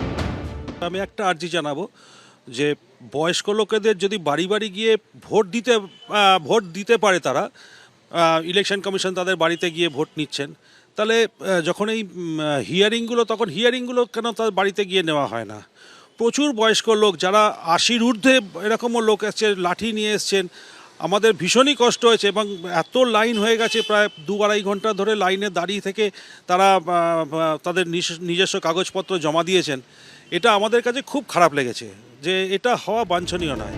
সূত্রে খবর, রবিবার ভার্চুয়াল বৈঠকে অভিষেক বন্দ্যোপাধ্যায় আরো বলেন, মানুষকে দরকার হলে বাড়ি থেকে তুলে নিয়ে গিয়ে টোটো অটোতে করে শুনানি কেন্দ্রে নিয়ে যেতে হবে। মানুষ দেখুক একমাত্র তৃণমূলই মানুষের পাশে থাকে, তারাই বিচার করে দেখবে কে তাদের পাশে থেকে শুনানিতে নাম তুলতে সাহায্য করেছে। এরপর এদিন কোচবিহারের দিনহাটা 2 নম্বর ব্লক অফিসের বাইরে তৃণমূলের ক্যাম্পে দেখা যায় উত্তরবঙ্গ উন্নয়ন মন্ত্রী উদয়ন গুহকে। এই 85 বছরের লোকটাকে হিয়ারিং এ ডাকা হয়েছে, একে নতুন করে প্রমাণ দিতে হবে যে এই লোকটা ভারতবাসী, একা এর যাও নড়ার ক্ষমতা নেই। তাকে ডেকেছেন, ভালো করেছেন, এবার তাকে একটা লোক দিয়ে বিএলএ 2 গিয়ে সাহায্য করে। বিভিন্ন জায়গায় বিভিন্ন তৃণমূল কংগ্রেসের নেতা, বিধায়ক, মন্ত্রীরা যেভাবে এই প্রসেসকে বাধা দিচ্ছেন, যেভাবে তারা যে কোনো মূল্যে হিয়ারিং বন্ধ করবার চেষ্টা করছেন, তাদের জালিয়াতিকে ঢেকে রাখার জন্য, তাহলে সেটা যদি নির্বাচন কমিশন শেষ করতে না পারে, আমরাও প্রয়োজনীয় ব্যবস্থা নেব পশ্চিমবঙ্গে, তাহলে নির্বাচন হবে না। এরপরে যদি নির্দিষ্ট তারিখে নির্বাচন না হয়, তার জন্য দায়ী থাকবে তৃণমূল কংগ্রেস। যদিও নির্বাচন কমিশন সূত্রে জানানো হয়েছে, গাইডলাইন অনুযায়ী শুনানি কেন্দ্রের ভিতরে বিএলএরা থাকবেন না, তবে বাইরে থেকে নথি সংক্রান্ত বিষয়ে ভোটারদের সাহায্য করা নিয়ে বিএলএদের উপরে কোনো নিষেধাজ্ঞা নেই। আবির দত্ত, দীপক ঘোষ, শুভেন্দু ভট্টাচার্য, এবিপি আনন্দ। আমি এখান থেকে একটু রবীন্দ্রনাথ ভট্টাচার্যের কাছে যাবো। রবীন্দ্রনাথ বাবু, মানে একদিকে বলা হচ্ছে, অর্থাৎ তৃণমূল একদিকে বলছে যে এসআইআর করতে দেবো না, বারবার আমরা দেখেছি এই কথাটা বলা হয়েছে তৃণমূলের তরফে। আবার এই যে শুনানি পর্ব, সেখানে বলা হচ্ছে যে শুনানি পর্বতেও তৃণমূলের বিএলএ কে অ্যালাউ করতে হবে। তো মানে এটা কোথাও গিয়ে কি মনে হচ্ছে যে এটা একটা নেক্সট কোনো গেম প্ল্যান বা নেক্সট কোনো কৌশল? দেখুন, প্রথমেই বলি, বিষয়টা এত হতাশ হওয়ার মতো কিন্তু নয়। প্রথম দিকে আমরা এটাও শুনেছিলাম, এসআইআর যখন শুরু হয়েছে, যে বিএলওদের গাছে বেঁধে রাখা হবে, চোখ তুলে নেওয়া হবে, একজনও ভোটার, বৈধ ভোটার যদি বাদ যায় গাছে বেঁধে রাখা হবে। অযথা এই ভয়গুলো দেখানো হলো, তারপরে 58 লক্ষ নাম বাদ গেছে। সুতরাং প্রথমেই এটা ধরে নেওয়া ভালো না, উচিত হবে না যে এটা বিএলএদের এই যে বিরাট হুমকি চাপ চলছে, তার মধ্যে দিয়ে এসআইআর বন্ধ হয়ে যাবে। কেন বোঝা দরকার, কেন বিএলএ 2দের কেন ভিতরে ঢুকতে দেওয়া হচ্ছে না? 3টে কারণ আছে। প্রথম হচ্ছে লিগাল স্ট্যাটাস, এটা একটা কোয়াসি জুডিশিয়াল প্রসিডিংস, তার মধ্যে কিন্তু আধিকারিক ছাড়া অন্যরা কেউ থাকতে পারে না। দ্বিতীয়ত প্রোটেকশন অফ ভোটার প্রাইভেসি, ওইখানে ভোটার আছেন, ইআরও আছেন, সব ইলেকশন কমিশনের লোক, কেন তাকে একজন বাইরের লোককে সামনে, সে ধরুন নানা কারণে তার নাকচ হচ্ছে বা ইনক্লুডেড হচ্ছে, ইনক্লুশন বা এক্সক্লুশন, এই প্রসেসটা যে প্রাইভেসি, সেটা লোকের সামনে বলা হবে কেন? এবং থার্ড হচ্ছে, সুপ্রিম কোর্টের পরিষ্কার এই কথা বলা ছিল যে SIR should be free from political overreach or party supervision. তো সেই জায়গা থেকে পরিষ্কারভাবে district magistrate, superintendent of police, তাদেরকে নির্দেশ পাঠানো হয়েছে এবং সেই নির্দেশে গাইডলাইন্সে কিন্তু পরিষ্কার বলে দেওয়া হচ্ছে বিএলএ 2রা ঢুকতে পারবেন না। একটা কথা রবীন্দ্রনাথ বাবু, আপনার কাছে আসছি। তৃণমূলের বক্তব্য হচ্ছে, যখন এনুমারেশন পর্ব চলছিল, সেখানে বিএলওদের সঙ্গে যদি বিএলএরা থাকতে পারে, এখানে আপত্তি কোথায়? আর শুধু তৃণমূলের বিএলএর জন্য তো তারা বলছে না, সমস্ত পলিটিক্যাল পার্টি। আমি চাইবো আমার যদি নাম এক্সক্লুডেড থাকতো, আমার প্রাইভেসি আছে, ওনারা কি বলছেন সেটা ব্যাপার নয়, কনস্টিটিউশন কি বলে, কনস্টিটিউশন আমার একটা প্রাইভেসি আছে, তাহলে তো ওখানে ভিডিও লাগানো যেতে পারতো। কেন সিসিটিভি লাগানো গেল না? ইসিআই বলে দিয়েছিল যে সিসিটিভি লাগানো যাবে না, তার কারণ ভোটারের একটা প্রাইভেসি আছে, সেই তথ্যগুলো আমি এইভাবে জোগাড় করতে পারি না। সুতরাং ওইখানে উইটনেস দিয়ে সেটা বলতে হবে। এবং এই জায়গা থেকে পরিষ্কার বলছি 324। সরি, আমি আরেকবার আপনাকে ডিস্টার্ব করছি, সেটা হচ্ছে আমার মনে পড়ে যাচ্ছে বিরোধী দলনেতা বলেছিলেন যে পুরোটা লাইভ স্ট্রিম করতে হবে। না না, তিনি বলতেই পারেন, পলিটিক্যাল পার্টি কে কি বলেছিলেন, গণতান্ত্রিক দাবি থাকতেই পারে, কিন্তু বুঝতে হবে কেন এই জিনিসটা করা যাচ্ছে না। এখানে দেখুন 324 ধারা অনুযায়ী ইলেকশন কমিশনের পুরো রাইট হচ্ছে সুপারিনটেন্ডেন্সের এবং কন্ট্রোল এবং গাইডলাইন্স দেওয়ার। সে ভোটার রোল, ইলেকটোরাল রোল কিভাবে প্রিপেয়ার করা হবে তার সমস্ত সুপারিনটেন্ডেন্সের দায়িত্ব, তার সমস্ত ডিরেকশন কন্ট্রোল করবার দায়িত্ব ইসিআই মনে করেছে এটা করবে। এবং সেই জায়গা থেকে কিন্তু কনস্টিটিউশনালি, এই যে বলছে কনস্টিটিউশনালি বিএলএ থাকবার রাইট, কে বলেছে কনস্টিটিউশনালি বিএলএ থাকবার রাইট? এই রাইট কিন্তু স্বীকৃত নয়। এবার লাস্ট যে জায়গাটায় আসবো, এটাতে কিন্তু তৃণমূল নিজেরই ক্ষতি করছে।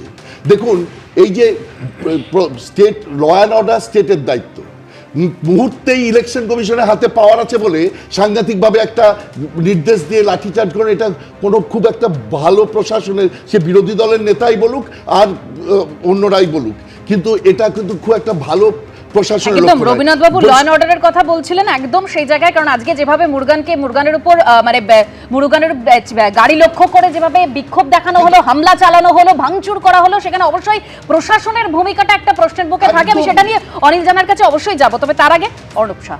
আমি প্রথমে দুটো কথা বলবো দেবস্মিতা। এক নম্বর হচ্ছে যে দেখুন, এই যে BLA 2 নিয়ে আজকে যে গন্ডগোলগুলোর ছবি দেখতে পাচ্ছি এবং এত রকম কথা আমরা বলছি, আপনার নিশ্চিত মনে আছে এই যে পশ্চিমবাংলায় SIR শুরু হলো, সেই SIR শুরু হওয়ার পর এই যে BLA সংক্রান্ত 2023 সালের একটা আইন, সেই আইনটা কিন্তু পাল্টানো হলো। সেই পাল্টে ইসিআই কি করলো, যে BLA 2 সে যদি, নিয়মটা ছিল যে বুথের সে BLA 2, সেই বুথের যদি সে ভোটার না হয় তাহলে সে ওখানে BLA 2 হতে পারবে না। সেই নিয়মটাকে পাল্টে দেওয়া হলো। পাল্টে দেওয়া হলো কেন?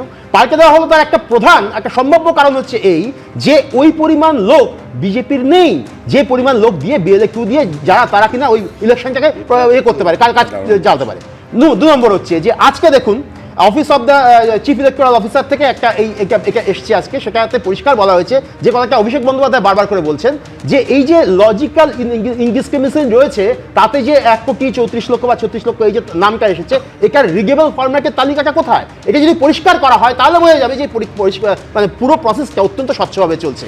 এক্ষেত্রে আমরা দেখতে পাচ্ছি যে এই অভিযোগ আনার পর 30 লক্ষ নাম, সেই 30 লক্ষ নাম কিন্তু আবার উইথড্র করা হয়েছে। আবার আজকে এই যে অর্ডারটা এসেছে তাতে বলা হয়েছে যে এখানে মেশিনের যে ডিজিটাল যে কার্যকলাপ করা হয়েছে, এই ডিজিটাল কার্যকলাপের মধ্যে বেশ কিছু ভুল ত্রুটি থাকতে পারে। যেখানে যেখানে এই ধরনের ভুল ত্রুটি থাকবে, সেই ভুল ত্রুটিগুলোকে অমিট করে দেওয়া হোক, তাদের হিয়ারিংয়ে আসতে হবে না, পরিষ্কার করে বলা হয়েছে। তার মানে এই যে পুরো প্রসেসটা চলছে, এই প্রসেসটার মধ্যে কোথাও কোনো জায়গায় বিভিন্ন রকম সমস্যা আসছে। আমরা এর আগে যেহেতু 3টে রাজ্যে দেখেছি, একটা হচ্ছে দিল্লি, একটা হচ্ছে হরিয়ানা, একটা দেখেছি আমরা মহারাষ্ট্র, এখানে কিরকম সমস্ত এই ধরনের ডিসক্রিপেন্সি হয়েছে এবং সেই কাজগুলো ইলেকশন কমিশনের মধ্যে দিয়েই হয়েছে। তারা সেই ভুলগুলো করেছেন, সেগুলো তো রাহুল গান্ধী দেখিয়েছেন, প্রকাশ্য সাংবাদিক সম্মেলন করে দেখিয়েছেন। কাজেই সেই ধরনের ভুল ত্রুটি যদি এখানেও ঘটে, তাহলে সেটা কাকে এফেক্ট করবে? এটা মানুষকে এফেক্ট করবে, জনগণকে এফেক্ট করবে। আর লাস্ট আমি বলবো, প্রথমবার বলতে গিয়ে তরুণ জ্যোতি যে বলল ভূতের কথা বলল, মানুষকে এফেক্ট করবে, জনগণকে এফেক্ট করবে, তাহলে এটাও তো জনগণকে সমানভাবে এফেক্ট করছে। যখন 2 ঘন্টা তৃণমূল কংগ্রেস একেবারে আটকে দিচ্ছে, বন্ধ করে দিচ্ছে, 80-85 বছরের বয়স্ক হাঁটতে চলতে পারেন না, তাদের আসতে ভূতের ছবি একজন রাহুল গান্ধীকে নিয়ে খুব চিন্তিত। আমি অর্ণবদাকে মনে করিয়ে দিই, সেই ভূতকে নিয়ে রাহুল গান্ধী অনেক বক্তব্য রেখেছিল, কিন্তু 30 দিন পার করে গেছে, একটা election petition Rahul Gandhi file করেননি। রাহুল গান্ধী এত চিন্তিত, হরিয়ানাতে গিয়ে একটা মামলা করেনি। রাহুল গান্ধী এত চিন্তিত, মহারাষ্ট্রে একটা মামলা হয়নি। এদের ডায়লগ গুলো বাইরে, কোর্টে যায় না, এরা কোর্টে যায় না। এদের নেত্রী মহুয়া মৈত্র সুপ্রিম কোর্টে গেছিল তো এসআইআর নিয়ে, কি হলো? সুপ্রিম কোর্টে মহুয়া মৈত্রর মামলার কি হলো?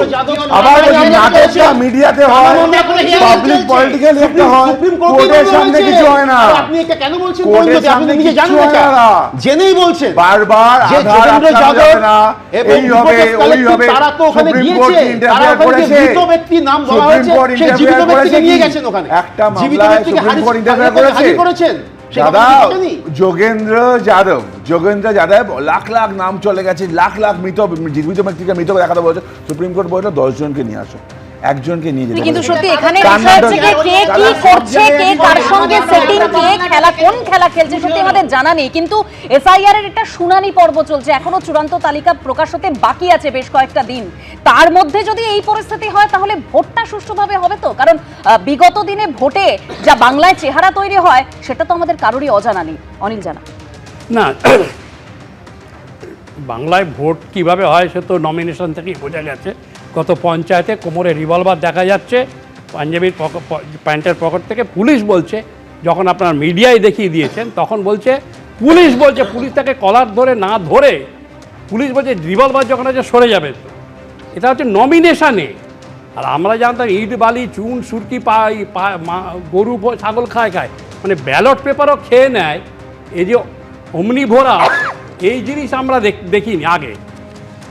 অনেক ব্যালট পেপার ছিঁড়েছে, পুড়িয়ে দিয়েছে, এসব আমরা দেখেছি। ব্যালট পেপার খেতে আমরা এইরকম অমনিভোরাস মানে জীব আমরা এই প্রথম দেখলাম যে সব কিছু চলে। আর কথা হচ্ছে যে প্রথম থেকেই একটা জিনিস, যে প্রথম থেকেই ঘটতে দেব না, এই একটা টেন্ডেন্সি চালাতে দেব না, অমুক দেব না, এই করতে করতে কিছু কিছু আপনাদের সেলিব্রিটি না কি বলেন আপনারা, এখন সব 2GB 3GB 4GB হয়ে গেছে। এখন আর যারা বুদ্ধিজীবী বলে না, তারা 2GB 3GB 4GB হয়ে গেছেন। আমরা কাগজ নেব না, কাগজ দেখাবো না, সুর করে করে খুব বলছিলেন। আজকে বলুন না যে আমরা কাগজ নিয়ে আমরা ফিল আপ করে জমা দিইনি, এইটা বলুন না। কিন্তু আমি বলছি অনিলদা, মূল প্রশ্ন হচ্ছে সাধারণ মানুষ তো বটেই, খোদ রাজ্যের বিরোধী দলনেতা কমিশন, এমনকি সিইসি চিফ ইলেকশন কমিশনারের ভূমিকা নিয়ে প্রশ্ন তুলছেন। আমার প্রশ্ন হচ্ছে, যদি এই রাজ্যে যিনি পোল অবজারভার আইএএস অফিসার তিনি যদি আক্রান্ত হন, তাহলে সাধারণ মানুষ তাদের নিরাপত্তাটা কোথায়? তারা কার ভরসায় তাহলে ভোটের দিনে তারা বাড়ি থেকে বেরোবেন? দেখুন, এইটা হচ্ছে প্রি প্ল্যান্ড, এগুলো করা হবে, এগুলো প্ল্যান্ড। আপনি দেখেছেন মানে যারা প্ল্যান করছে প্ল্যানটা এক্সিকিউট পর্যন্ত করতে পারছে না। অসিত মজুমদার যে কথা তাতে বোঝাই যাচ্ছে উনি কাউকে কৈফিয়ত দিচ্ছেন। আমাকে ইনস্ট্রাকশন দিয়েছে, আমি এটা করেছি, আমি করেছি তো, মানে পরের বারে যাতে টিকিটটা পাই ওইটা ফলো করতে হচ্ছে, আমি করতে পেরেছি তো। মানে কমিশন কি করছে? কমিশন আমরা তো বলছি কমিশন, আমরা হয়ে গেছে নাকি? আমরা অনেক অফিসারকে দেখেছি তারা বোল্ড ডিসিশন এবং বোল্ড ইমপ্লিমেন্ট করতেন, যেমন টিএন সেশন, ইলেকশন কমিশনার বলুন, টিএন সেশন। আমি দেখেছিলাম টিএন সেশন সাহেবের একটা মিটিং ছিল গ্রেট ইস্টার্নে, ওনার ফ্লাইট 2 ঘন্টা লেট ছিল, মিটিং ছিল সব অল পার্টি, উনি ঢুকলেন হাত জোর করতে করতে, ওই রকম চেয়ার। আপনি যদি কথার মাঝখানে বলতে না দেন, আমি গ্রেট ইস্টার্ন হোটেলে, আমি তো বললাম গ্রেট ইস্টার্ন যখন সরকারের ছিল, উনি যখন ঢুকলেন ওই চেয়ারা এরকম করতে হাত জোর করতে করতে ঢুকলেন, বলে আমার কিছু করা ছিল, বিয়ন্ড মাই কন্ট্রোল, এরা ফ্লাইট 2 ঘন্টা লেট ছিল। ইংরাজিতে বললেন, হিন্দিতে বললেন, তারপরেই উনি কাজ শুরু করলেন। ওখানে আমি ওনার মুখে শুনেছিলাম, শ্রীমতী রীনা চক্রবর্তী, উনি ছিলেন না আমাদের ইলেকশন কমিশনার, ওনার খুব অ্যাপ্রিসিয়েট করলেন ওনার অ্যাডমিনিস্ট্রেশন এটা। তারপরে একজন খালি মাতব্বরি মেরে বলতে গেল, আপনি দেরি করেছেন, আমার ওখানে কাজ ছিল, অনেক দেরি করে। উনি কি বললেন ওই মানে ওই গলায়, গম্ভীর গলায় পরিষ্কার বলে, if you think that work is more important you may leave. উনি যেটা বলেছিলেন, নো এপিক নো ভোট, অনেকে অনেক কিছু বলেছিলেন, মেগালোম্যানিয়া নানা রকম করে তো ছেড়েছেন। আজকে ইলেকশন কমিশনার আজকে 1 পা এগোচ্ছেন, 2 পা পিছোচ্ছেন। উনি প্রথম দিনে মাননীয় বিশ্বনাথ বাবু যেটা কথা বলেন, প্রথম দিন 4 জনকে যখন কেস লিখতে বলছে, তখন এরা কেন ম্যানেজ করলেন? তখনই যদি প্রথম দিনে বেড়ালকারীদের 4 জনের কেস লিখতে বলতেন, তাহলে কিন্তু আজকে এই বিএলও ফিএলও যারা এইসব বাদনামি করছে না, এই সাহসটা পেত না। এইসব একটা জিনিস আমার মনে হয় যে শুভ্রজিৎ, যে অভয় আন্দোলনের সময় আমাদের ডাক্তারি পড়ুয়ারা কমিশনারকে যে বাঁকা মেরুদণ্ডটা উপহার দিয়েছিল, আমার ধারণা দুজনকেই দেওয়া উচিত। জ্ঞানেশবাবু যিনি কেন্দ্রের নির্বাচন কমিশন এবং রাজ্যে রাজীব সিনহা, এরা হচ্ছে বাঁকা মেরুদণ্ড নিয়েই জন্ম, বাঁকা মেরুদণ্ড নিয়ে বসে, ফলে তারা নির্বাচনটাকে কার্যত সত্যি কিছু করতে চায় না, চায় না বলে এইটা একজন। আমি বলছি রীনা চক্রবর্তী এবং শ্রীমতী মীরা পান্ডেকে দেখেছি, আইএস অফিসার, এনার দেখিয়েছেন সিদ্ধারা আছে, আর তারপরে রাজীব সিনহাকেও দেখেছি। মানে কোথায় ব্যক্তিগত ব্যাপার যেটা খাচ্ছেন সেটা আলাদা, কোথায় খাচ্ছেন তারপরে দিন প্রি-ডে পোল ডেতে 2 ঘন্টা পাওয়া গেল না। চিফ ইলেকশন কমিশনার হ্যাঁ মহামান্য আদালতে যেদিন এই পোল ডেটা পশ্চিমবঙ্গ সহ 12টা রাজ্য কেন্দ্রশাসিত অঞ্চলের এসআইআর এ নির্ঘণ্ট ঘোষণা করলেন, কার্যত নিজের পিঠ চাপড়েছেন। এত ভালো বিহারে এসআইআর করা হয়েছে, আমি বলছি আলটিমেটলি এত সফল, তারা বাংলায় এসে তার মানে বিশ্বনাথ চক্রবর্তীর ভাষায় আত্মসমর্পণ করছেন। হ্যাঁ, কিন্তু আমি একবার কৃষ্ণ মিত্রের কাছে আসতে চাইবো। কৃষ্ণ মিত্র যে জায়গাটা শুরুতে তুলে ধরেছিলেন সেটা হচ্ছে ভোগান্তি। আমি একবার ভোগান্তির ছবিটা দর্শকদের সামনে রাখি। এই অংশে আমি সম্পূর্ণ তৃণমূল কংগ্রেসের মুখপাত্রের সঙ্গে একমত যে সত্যি এইরকম বিভিন্ন হিয়ারিং সেন্টারে দেখা যাচ্ছে যারা বয়সের ভারে নুবজ, ক্যান্সার হয়েছে, এমনকি এই ছবি দেখা যাচ্ছে যে রোগশয্যায় রয়েছেন কোনো এক প্রবীণ বা প্রবীণা, তাকে শুইয়ে আনতে হচ্ছে। আমাদের প্রশ্ন হচ্ছে খুব স্পষ্ট, এই রকম ভোগান্তির মধ্যে কেন যারা ভোটার, তারা ভোটার কিনা এটা পরিচয় প্রমাণ দেওয়ার জন্য তাদের হিয়ারিং সেন্টার পর্যন্ত আসতে হবে? আমাদের দুর্ভাগ্য এই ছবি বিভিন্ন জায়গায় এসআইআর এর শুনানি পর্বের তৃতীয় দিনেও দেখতে হয়েছে। দেখুন তো পশ্চিমবাংলাকে হ্যারাস করছে কেন নির্বাচন কমিশন? এরা এরম ভাবে অরিজিনাল ভোটারগুলোকে ক্যান্সেল করে দেওয়ার চেষ্টা করছে। কেউ 80 পর, কারুর বয়স 85 তো কেউ 90 ছুঁই ছুঁই। বিছানা ছেড়ে উঠতে পারেন না অনেকেই, তা সত্ত্বেও অনেক কষ্ট করে এসআইআর এর শুনানি কেন্দ্রে হাজির হচ্ছেন তারা। তুললেন চরম ভোগান্তির অভিযোগ উত্তর 24 পরগনার ইছাপুরের বাসিন্দা রবীন্দ্রনাথ রায়। বয়সের কারণে দীর্ঘদিন ধরে শয্যাশায়ী, তার উপর দিন 20 আগেই ব্রেন স্ট্রোকে আক্রান্ত হয়েছেন। এই পরিস্থিতিতে ভ্যানে করে শুনানি কেন্দ্রে নিয়ে আসতে হলো তাকে। এসআইআর এর জন্য ডেকেছে আপনাকে? হ্যাঁ, বাবা তো একদম উঠতেই পারছে না, খুবই কষ্ট, খুবই কষ্ট। উত্তর 24 পরগনার হৃদয়পুরের বাসিন্দা শোভারানী ভৌমিকের বয়স 90 এর কাছাকাছি। রেহাই পাননি তিনিও। ক্ষমতা নেই তাতে সুবিধা এখানে সুবিধা। দুর্গাপুরের বাসিন্দা নমিতা ঘোষালের বয়স 80-র কাছাকাছি। এই বয়সে এসেও তাকে প্রমাণ দিতে হলো তিনি প্রকৃত ভোটার কিনা। আমি বেরোই না তো, কোথাও বেরোই না, বাধ্য হয়ে আসবো। জোড়াবাগানের বাসিন্দা মীরা রায়ের মেয়ে ডাক পড়েছে শুনানিতে।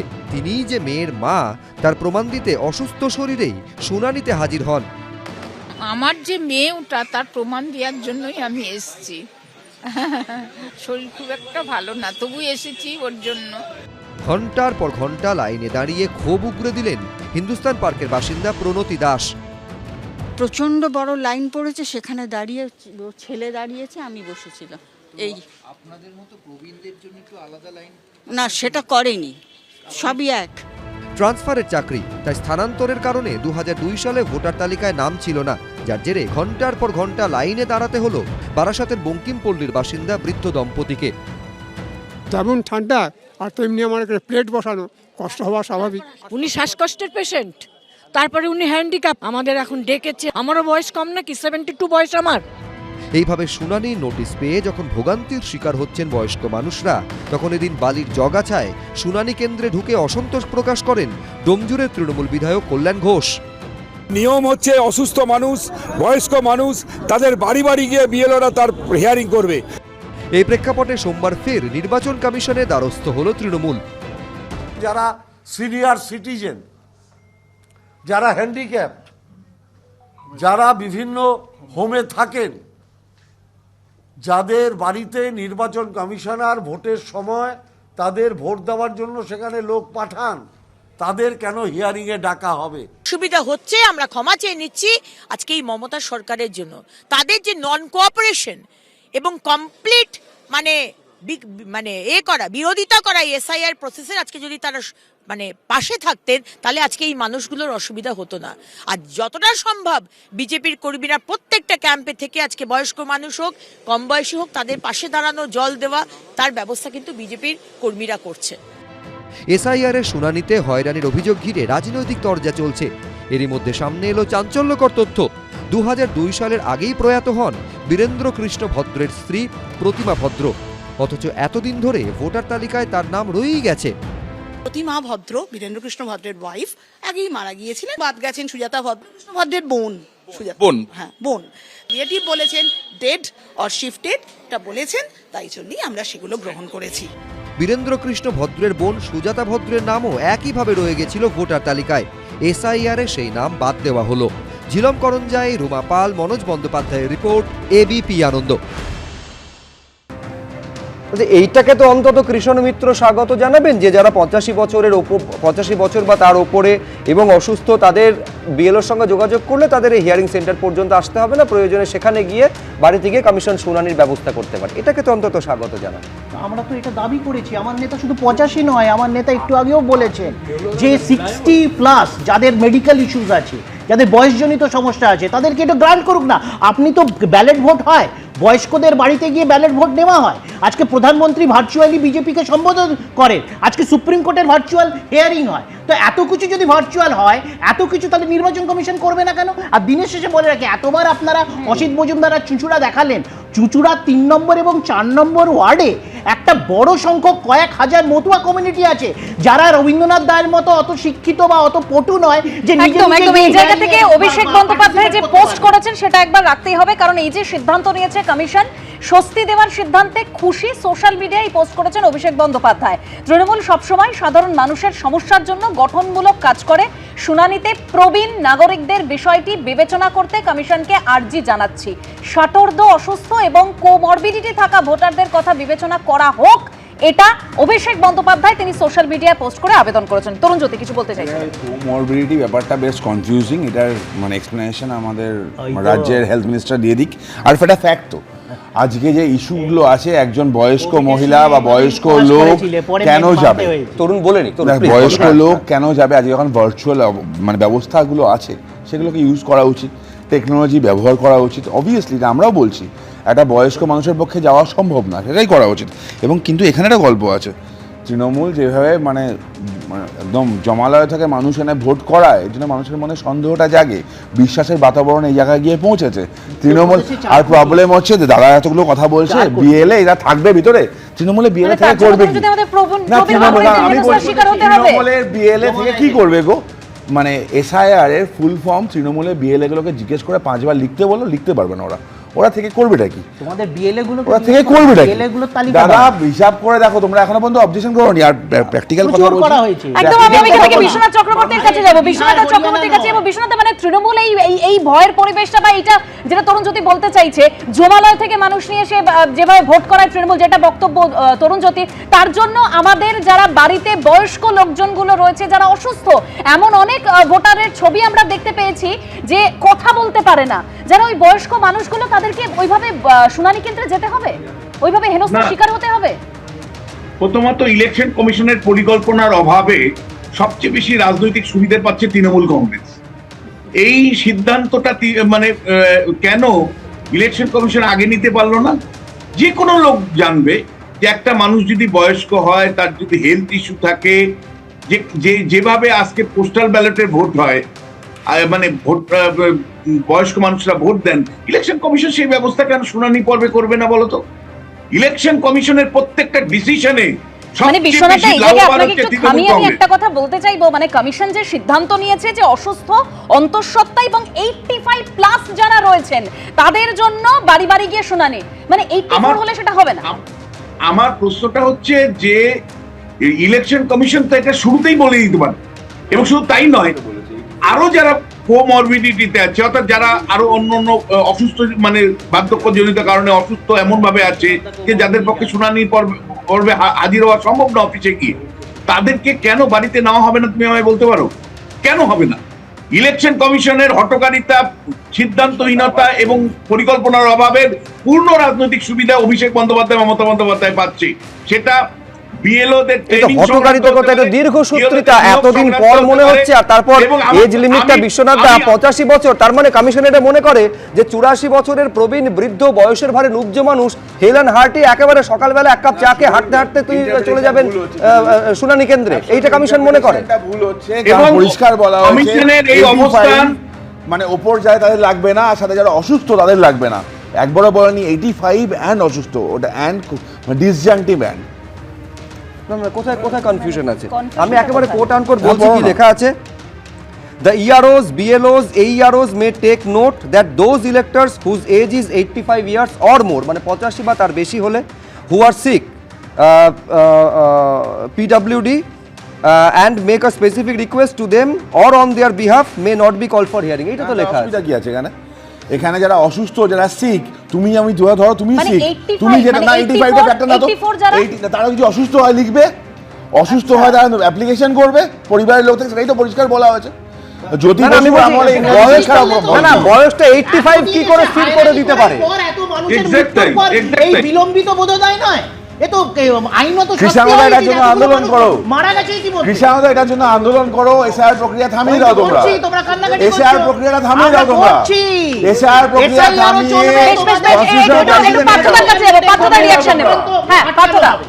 আমার একটাই কথা যে এই যে সক্ষমতার একটা নতুন ডেফিনেশন তৈরি করছে ইলেকশন কমিশন, এটাই ইন্টারেস্টিং যে 85 অ্যান্ড অ্যারাউন্ড 85 তারা প্রত্যেকে গটগট করে শুট পড়ে হচ্ছে যে সোজা চলে যাবেন শুনানিতে। আমি বলছি ঠিক যে ঘটনাটা আমি নোটবন্দির সময় দেখেছিলাম যে একের পর এক বৃদ্ধ মানুষ লাইনে দাঁড়িয়ে আছেন হাউতাশ করে, তারপরে তার মধ্যে মারাও গেছেন প্রচুর লোক, এর থেকেও কেউ শিক্ষা নেয়নি। আমি বলছি যে এই যে বয়স্ক মানুষ যারা তাদের জন্য একটা বিশেষ ব্যবস্থা করা উচিত ছিল। না আমি বলছি উচিত ছিল, পুরো টাইমটা ওরা চলে গেছে। তো আপনি বললাম রাহুল নোটবন্দি কথা বললেন না, একটু পাত্রটাকে বলতে দেন, সবাই মিলে বললে শোনা যাবে না কারোর কথা। ইলেকশন কমিশন স্বাধীন স্বতন্ত্র ভূমিকা রাখতে পারছে না এই কথাটা বলার পরই যদি তরুণ যদি চিরবির করে ওঠে তখন নোটবন্দির কথা বললেন, আসলে বিজেপি আপনি নোটবন্দির কথা বললেন দাদা, আপনি ইলেকশন কমিশন 733 জন বিএলএ আছে তারা কোথায়? যে সেখানে দাঁড়িয়ে বিজেপি ইলেকশন কমিশনকে যেভাবে ব্যবহার করেছে কেন্দ্রের, আমি বলছি আমাদের রাজ্যেও ব্যবহার করেছিল তৃণমূল। আমি সেই জায়গা থেকে দাঁড়িয়ে একটাই কথা আমি শুধু বলেছি যে 85 বছরটা কোত্থেকে একেবারে আমি বলছি এখানে উল্লেখ করে দেওয়া হয়েছে সিক, অর্থাৎ যারা অসুস্থ, পিডব্লিউডি, পার্সন উইথ ডিসেবিলিটিস, মানে যাদের শারীরিক সমস্যা রয়েছে তারা বিএলওর কাছে রিকোয়েস্ট করতে। আমার এখানে কোনো প্রশ্ন নেই, কিন্তু আমি বলছি অর্ণবদা 85 বছর এইটা কি করে স্থির করে দিতে পারে কমিশন যে 85 বছর এবং তার ঊর্ধ্বে তাদের ক্ষেত্রে বিচার্য হবে? সেই প্রশ্নটাই তো এলো এবং কৃষান্ত তো এই প্রশ্নটাই তুললো যে 60 যারা এবং যাদের বিভিন্ন রকম শারীরিক সমস্যা রয়েছে, সেটা তো 85 হলেই একটা মানুষ অসুস্থ, তার আগে যদি কারো 82 বছর হয় তাহলে সে অসুস্থ নয়। এই যে বারবার করে একটা ধরুন অসুস্থতাজনিত কারণে বারবার করে লোককে যেতে হচ্ছে, এটা একটা তো হয় না। আর একটা তথ্য আপনাকে দিই, তথ্য মানে একেবারে বাস্তব ঘটনা। আমার স্ত্রীর স্কুলে মানে এরকম সমস্ত বয়স্ক লোকেরা আসছেন 5-এর দশকে 60-এর দশকে, তারা হচ্ছে মাধ্যমিক পাশ করেছে সেখানে, এবং তারা এসে বলছেন আমার স্ত্রী ওই সময় পাশ করেছিলেন গার্লস স্কুল আর কি, সেখানে এসে বলছেন তাদের দিন, তাদের যে ওই সময়কার কাগজপত্র দিন, বা তারা হয়তো কেউ মানে মাধ্যমিক অবধি পড়েনি, 9-এ ছেড়ে দিয়েছে পড়াশোনা। এই যে হ্যারাসমেন্টটা হচ্ছে, যে বিভিন্ন জায়গায় যে কাগজ জোগাড় করবার জন্য যে হ্যারাসমেন্টটা হচ্ছে, এই হ্যারাসমেন্ট থেকে একটা জিনিস বোঝা যায়, সেটা আমি একটু ইতিহাসে যাব। সেটা হচ্ছে যখন আমাদের 1952 সালে যখন প্রথম ইলেকশন হয় এবং সেই সময় নির্বাচন সংক্রান্ত যে বিধিগুলো তৈরি হয়, সেই সময় ইউনিভার্সাল অ্যাডাল্ট ফ্র্যাঞ্চাইজির কথা বলা হয়েছিল।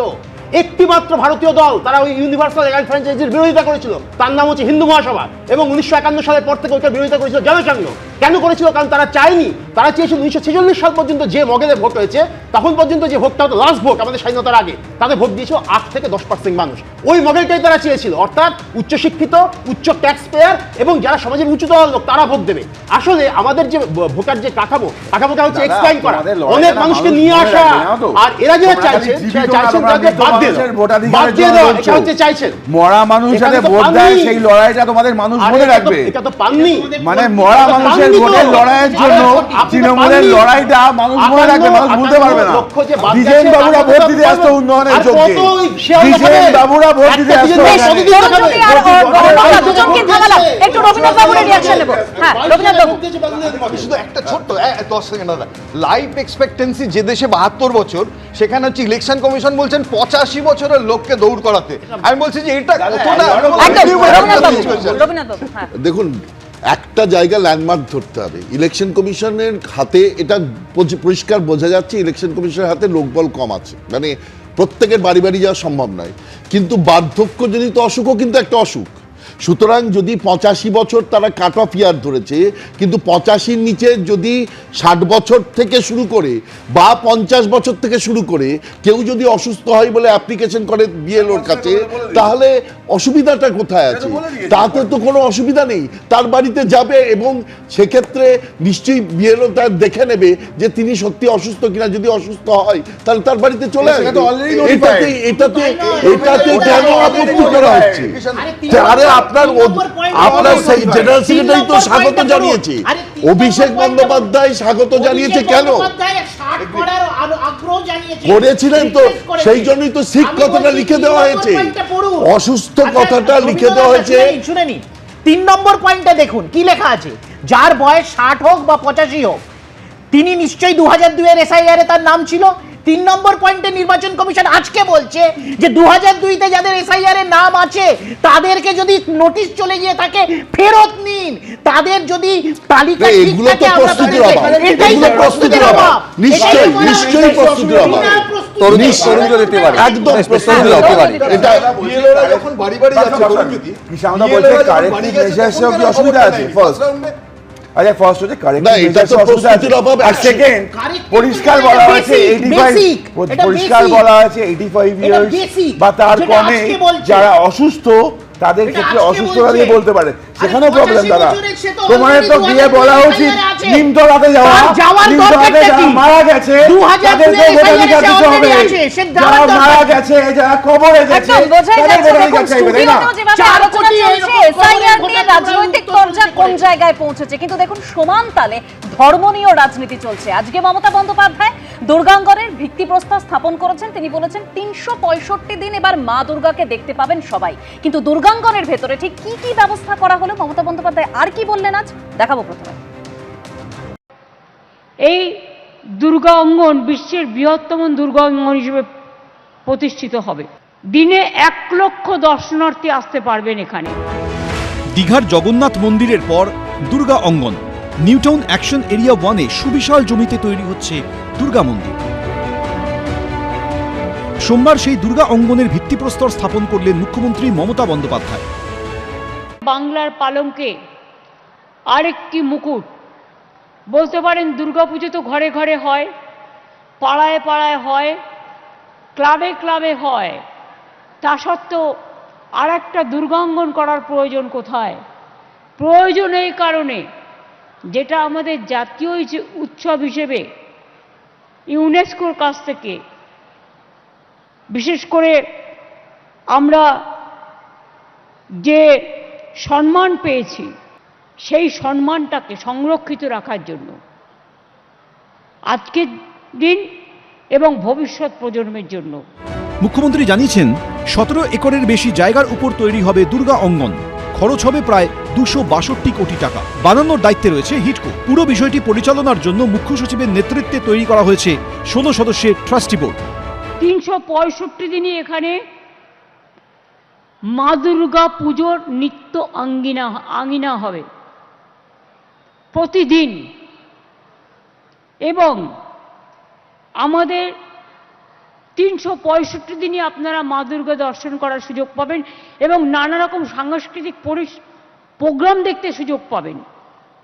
সংস্কৃতি জগতের অনেক কর্মসংস্থান হবে, অনেক দোকানঘাট তৈরি হবে। মানুষ একটা তীর্থক্ষেত্রে গেলে অনেক কিছু কিনতে চায় লোকাল, সে সুযোগগুলো হবে, অনেক এমপ্লয়মেন্ট জেনারেশন হবে। দুর্গা অঙ্গনের ভিতরেই থাকবে সাংস্কৃতিক মিউজিয়াম, কালচারাল সেন্টার। দুর্গাপুজোর 4টে দিনের ফ্লেভার তা পুরোপুরি পাওয়া যাবে এখানে গেলেই।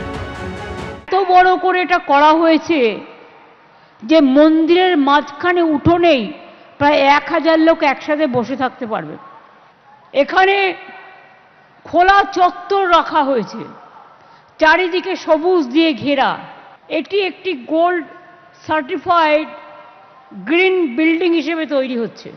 মাত্র 20% জায়গায় শীততাপ নিয়ন্ত্রণের প্রয়োজন হয়, বাদবাকিটা প্রকৃতির খোলা হাওয়ায়। অঙ্গনে তৈরি করা হবে 1008টি স্তম্ভ। নকশা করা খিলান দিয়ে সাজানো হবে পথ। মূল গর্ভগৃহের উচ্চতা হবে 54 মিটার। থাকবে 108টি দেবদেবীর মূর্তি, 64টি সিংহ মূর্তি বসানো হবে। থাকবে সিংহদুয়ার, প্রদক্ষিণ পথ, পবিত্র কুণ্ড। শুধু দুর্গাই নয়, শিব, গণেশ, কার্তিক, লক্ষ্মী, সরস্বতীর আলাদা মন্দির থাকবে সেখানে। থাকবে প্রসাদ তৈরির ঘর। দীঘার জগন্নাথ মন্দির অথবা উত্তরবঙ্গের মহাকাল মন্দিরে মূলগত একটি ফারাক থাকছে। এখানে যে মন্দির তৈরি হবে, মন্দির তো সেখানে থাকবেই, তার সঙ্গে থাকবে সাংস্কৃতিক কেন্দ্র এবং মিউজিয়ামও। দুর্গাপুজোর ইতিহাস থেকে শুরু করে তার সংস্কৃতি সবটাই ধরা পড়বে এই একটি জায়গায়। সব মিলিয়ে দুর্গাপুজোর কয়েকদিন কলকাতা তথা গোটা রাজ্যের যে চেহারা তৈরি হয় তারই একটা ঝলক মিলবে নিউ টাউনের এই দুর্গা অঙ্গনে। এই দুর্গা অঙ্গন একটা বিশেষভাবে একটা বৈশিষ্ট্যপূর্ণ এরিয়া হতে চলেছে কলকাতার ক্ষেত্রে, পশ্চিমবঙ্গের ক্ষেত্রে এবং তথাপি ভারতবর্ষের ক্ষেত্রেও। তার কারণ হচ্ছে গিয়ে দুর্গা পুজো উনি ওই যে আমাদের 2021-এ ইউনেস্কোর ইনট্যাঞ্জেবল কালচারাল হেরিটেজ ডিক্লেয়ার করবার পর আজকে সারা পৃথিবীর চোখ কলকাতা দুর্গা পুজোর ওপর। তার কারণ হচ্ছে গিয়ে কলকাতা দুর্গা পুজো the world biggest public art festival এবং সারা পশ্চিমবঙ্গের মধ্যে দ্য বিগেস্ট ক্রিয়েটিভ ইকোনমি, যাকে কেন্দ্র করে এত হাজার হাজার কোটি টাকার এই ব্যবসাটা রচিত হয়। সোমবার নিউ টাউনের মঞ্চ থেকেই মুখ্যমন্ত্রী জানান আগামী 5ই জানুয়ারি গঙ্গাসাগর যাওয়ার সেতুর শিলান্যাস করবেন তিনি। আমি 12 বছর ধরে চেষ্টা করলাম যদি কেন্দ্রীয় সরকার একটা গঙ্গাসাগরের ব্রিজ করে দিতেন। 1700 কোটি টাকা আমরা দিয়েছি। গঙ্গাসাগরে সেতু হচ্ছে কংক্রিটের সেতু এবং আগামী 2 বছরের মধ্যে কাউকে জল পেরিয়ে আর যেতে হবে না। এর আগে শিলিগুড়িতে মহাকাল মন্দির তৈরির ঘোষণা করেছেন মমতা বন্দ্যোপাধ্যায়। জানুয়ারি মাসের দ্বিতীয় সপ্তাহেই মহাকাল মন্দিরের শিলান্যাস হবে। অরিত্রী ভট্টাচার্য, আসাবুল হোসেন, এবিপি আনন্দ, কলকাতা। আমি দুটো পার্টে তরুণজ্যোতি তিওয়ারির কাছে আসবো। এই তরুণজ্যোতি এবং তরুণজ্যোতিরা তার দল বিজেপি বারে বারে সংখ্যালঘু তোষণের যে অভিযোগ তৃণমূল কংগ্রেস রাজ্যের মুখ্যমন্ত্রীর বিরুদ্ধে করে থাকেন, আজকে মুখ্যমন্ত্রী বলছেন যে একদম যে অ্যাপিজমেন্ট পলিটিক্সের সম্পূর্ণ উল্টো পথে তিনি হাঁটেন। তিনি সর্বধর্ম সমন্বয়ের কথা বলছেন এবং বিভিন্ন একেবারে হিন্দুদের ধর্মীয় দেবদেবী থেকে শুরু করে ধর্মীয় প্রতিষ্ঠানের ক্ষেত্রে উন্নয়নের জন্য তিনি একেবারে ঢেলে কাজ করেছেন, তার ফিরিস্তি তুলে ধরছেন। দ্বিতীয় কথা হচ্ছে আরও গুরুত্বপূর্ণ তরুণজ্যোতি, সেটা হচ্ছে এই দুর্গা অঙ্গনকে ঘিরে কর্মসংস্থান তৈরি হবে বিপুল, অর্থনীতির পালে কিঞ্চিত হাওয়াও লাগবে। এর সমালোচনা কি তোমরা করবে নাকি? না না, সুরজিৎ একটা জিনিস ছোট্ট বলো তো আমার এটা উত্তর দেওয়ার আগে, আমি অনেক কম বুঝি অনেকে। আচ্ছা, সদর বড় নাকি রাজ্য বড়? কোনো রাজ্য স্টেট জেনারেল বেশি হবে না সদরটা বড় হবে? কোনো ডিস্ট্রিক্টের ক্ষেত্রে আমার আইডিয়া যা, স্টেট জেনারেল হসপিটাল যদি কোনো ডিস্ট্রিক্টে থাকে তার থেকে সদর হসপিটালটা নিশ্চয়ই ছোট। আমি আসি একটা ছোট্ট গ্রাম থেকে, আমার গ্রামের নাম বেথুয়াডহরিতে একটা স্টেট জেনারেল হসপিটাল আছে জানো। স্টেট জেনারেল হসপিটালে কারো যদি শরীর খারাপ হয় তাকে রেফার করা হয় কৃষ্ণনগর সদর হাসপাতালে। সেম আলিপুরদুয়ারে বীরপাড়ায় একটা বীরপাড়া স্টেট জেনারেল হসপিটাল আছে, একদম সুপারস্টার। সেখান থেকে কারো যদি শরীর খারাপ হয়, সামান্য মাথা ফাটে, তাকে পাঠাতে হয় আলিপুরদুয়ার সদর হাসপাতালে। এটা হচ্ছে আমাদের পশ্চিমবঙ্গের বাস্তব চিত্র। হেলথ সেন্টার নেই, সরকারের কাজ নয় ধর্ম প্রতিষ্ঠান বানানো।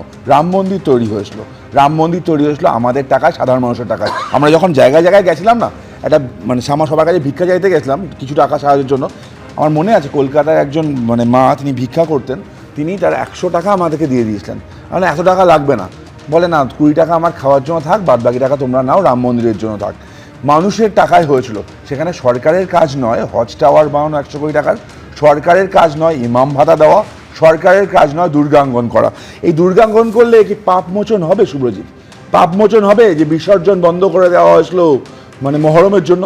পাপ মোচন হবে বছরে 300টার উপর মামলা করতে হয় আমাদেরকে কলকাতা হাইকোর্টে দুর্গাপুজোর মানে অনুমতির জন্য? পাপ মোচন হবে দুর্গা মণ্ডপে লেখা থাকে এই সময় আজান হয়, এই সময় যেন কাঁসর ঘন্টা না বাজে। পাপ মোচন হবে দুর্গা প্রতিমা আগাম বিসর্জনের, এই পাপ মোচনগুলো এগুলো বলে কি হয়ে যাবে?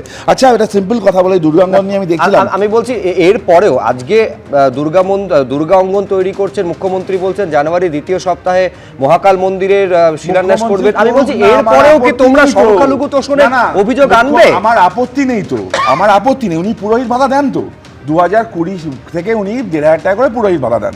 ইমাম ভাতা দেওয়া হয় 3000 টাকা 2012 থেকে। 8 বছরের একটা গ্যাপ আছে। ফার্স্ট উনি 8 বছরটা মেলাক, সাথে খ্রিস্টান ধর্মের যারা আছে, অন্য ধর্ম যারা আছে, তাদেরকে সেম ভাতা 2012 সাল থেকে দেওয়া হোক, তাহলে ইকুয়াল হবে। ফার্স্ট। সেকেন্ড পয়েন্ট হবে আমার এই টাকাগুলো মানে তরুণজ্যোতি যা বলছে আমি অবশ্যই কৃষ্ণদারকে রিঅ্যাকশন নেব, কিন্তু আরো একটা প্রশ্ন, মানে সাধারণের থেকে যেটা প্রশ্ন, যে এই যে তৈরি হচ্ছে দুর্গাঙ্গন বলুন বা মহাকাল মন্দির বলুন, এটা তো আমার আপনার ট্যাক্সের টাকা। সেই টাকায় কি এই মন্দির তৈরি করার খুব দরকার? এটা বিজেপিও সেটা বলছে। ছোট জিনিস অ্যাড করব, এই পার্টিকুলার যে টেন্ডার প্রসেসটা হলো, টেন্ডার হয়ে গেছে তো, সামনের দিন কাগজ আসবে, আমি আনবো 1 সপ্তাহের মধ্যে কাগজ তোমাদের সামনে। এটার L1 বিডারকে ছেড়ে L2 বিডারকে কেন দেওয়া হলো? L1 বিডারটা কে ছিল এবং কেন তাকে রিজেক্ট করা হলো? বেশ, কৃষ্ণদা বিষয়টা কি হচ্ছে, ধর্মের রাজনীতি যারা করে তাদের একটু মানে ইকুয়েশনে বাধা পড়ছে। ওইদিকে একজনকে প্রপ আপ করা হয়েছে, উত্তরে, তাপ দিয়ে হয়তো পুরো কাজটা হচ্ছে না, তাহলে এখানে একটু গন্ডগোল। আর যেটা রাম মন্দির নিয়ে বললো, রাম মন্দির নিয়ে একবার নয় দীর্ঘ 2-3 দশক ধরে বারে বারে টাকা তোলা হয়েছে, সেটা কত মানে তার বৈধতা অবৈধতা সেটা তারা বিচার করবে, মানুষ কখনো সুযোগ পেলে বিচার করবে। আর এই অযোধ্যাকে কেন্দ্র করে কেন্দ্র সরকার, উত্তরপ্রদেশ রাজ্য সরকার কত টাকা ব্যয় করেছে, সাধারণ মানুষের করের টাকা, রাস্তাঘাট থেকে শুরু করে আলো। উত্তরপ্রদেশ সরকার বলছে শুধু একটা রাস্তা বানাতে 300 কোটি টাকা, যে রাস্তাটা আমাদের এখানকার একটা গলির রাস্তা। আমি আবার বলছি, আমাদের এক্স্যাক্টলি এবার পথে এসো, রাম মন্দির মানুষ বানিয়েছে, দুর্গাঙ্গন সরকার বানাচ্ছে, হজ টাওয়ার সরকার বানায়, ইমাম ভাতা সরকার দেয়, জগন্নাথ মন্দির সরকার বানায়। দুই হচ্ছে এখানেও তাই হবে, সরকার কেন টাকা খরচা করবে? নির্বিশেষে সরকার টাকা খরচা কেন করবে? বাণিজ্য করবে। আবার বলো না, হজ টাওয়ারে কি উপকার হয়েছে? মুসলমান মিষ্টির বরাত পেয়েছিল বলে তারা সেটাকে নিয়ে আমি বিশ্বনাথ চক্রবর্তীর কাছে আসবো। আমি কিছু সময়ের মধ্যে আমি কেন এই প্রশ্নটা বিশ্বনাথ চক্রবর্তীর কাছে রাখতে চাইছি যে ধর্মীয় বিভাজন আমাদের রাজ্যে, আমি বলছি যদি কয়েক বছর পিছিয়ে যাওয়া যায় ছিল, কিন্তু সেটা প্রচ্ছন্ন ছিল, সময় যত এগোচ্ছে সেটা কি আরো বেশি প্রকট হয়ে যাচ্ছে। সেই ভিত্তির উপর দাঁড়িয়ে কি আমরা 26-এর বিধানসভা নির্বাচন দেখতে চলেছি? কিছুক্ষণ পর আমি যখন হুমায়ুন কবিরের বক্তব্য আপনাদের সামনে রাখবো সেটা আরো বেশি স্পষ্ট হয়ে যাবে। কিন্তু যে প্রশ্ন আমি করছি সেই প্রশ্নের সঙ্গে বিশ্বনাথ চক্রবর্তী কি একমত হবেন? একেবারে 100% একমত হবো। মানে হুমায়ুন কবিরকে তুমি নিশ্চয়ই দেখাবে যে উনি কেন মোল্লা হবেন না। মমতা বন্দ্যোপাধ্যায় যদি মানে ট্যাক্স পেয়ারের টাকা দিয়ে হিন্দু মন্দির একের পর এক তৈরি করেন, তাহলে হুমায়ুন কবির কেন বাবরি মসজিদ তৈরি করে মোল্লা হবেন না? এই প্রশ্নটা উনি রেখেছেন, আমি মনে করি যথার্থভাবেই রেখেছেন।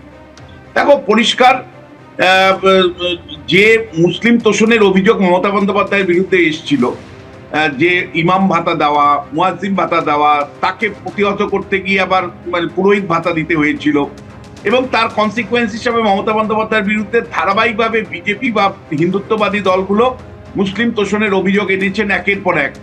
এবং কয়েকটা নির্বাচনের ফলাফলে যদি দেখো, তার সংখ্যাগরিষ্ঠ হিন্দুরা মমতা বন্দ্যোপাধ্যায়কে ভোট দেয়নি, মানে যদিও প্রায় 87% মুসলমানরা কিন্তু মমতা বন্দ্যোপাধ্যায়কে ভোট দিয়েছেন। ফলে হিন্দু ভোটটা যাতে কোনো মতেই বিজেপির পক্ষে কনসলিডেশন না হয়, তার জন্য মমতা বন্দ্যোপাধ্যায় একের পর এক উদ্যোগ তিনি নিয়েছেন। তারই অঙ্গ হিসাবে কিন্তু তিনি দুর্গাঙ্গন বা মহাকাল মন্দিরের ঘোষণা করেছেন। আগে তিনি দীঘায় জগন্নাথ ধামের কথা বলেছিলেন বা তৈরি করেছেন। দেখো আমার প্রশ্নটা হচ্ছে যে এই যে বিপুল পরিমাণে সরকারি জমি, যে জমিটার নিউ টাউনে নেওয়া হয়েছে, ওটা যদি আমার একটা হাসপাতাল হতো আমার কোনো বক্তব্য ছিল না।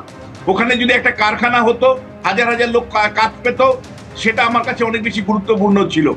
সরকারের কিন্তু কোনো মতেই কাজ হতে পারে না ট্যাক্স পেয়ারের টাকা ব্যয় করে, মানে এই হিন্দুত্বের ভাবনা চিন্তাকে প্রসারিত করে নিজের নির্বাচনী রাজনীতিকে প্রশস্ত করে। এতে আরএসএস অত্যন্ত খুশি হবে, আমি জানি দুর্গাঙ্গনে আরএসএস খুশি হবে, যে কারণ আরএসএস এর ভাবনা চিন্তা প্রসার ঘটাচ্ছেন মমতা বন্দ্যোপাধ্যায়।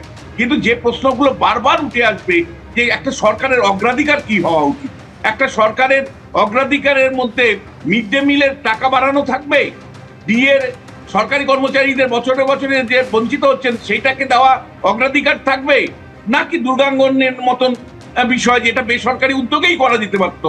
মমতা বন্দ্যোপাধ্যায়ের তত্ত্বাবধানে বেসরকারি উদ্যোগে উনি করতে পারতেন। পুরো ডায়লগটাকে, ন্যারেটিভটাকে অন্যদিকে নিয়ে যাওয়ার চেষ্টা হচ্ছে, সুরসুরি রাজনীতির সুরসুরি। বিষয়টা কি হচ্ছে, আমরা দেখিয়েছি 2021-এর পর কর্মসংস্থান শুধু দুর্গা পুজোকে কেন্দ্র করে কত কোটি বাঙালি সারা বছরের 8 মাসের আয় শুধুমাত্র দুর্গা পুজো 15 দিন 20 দিন।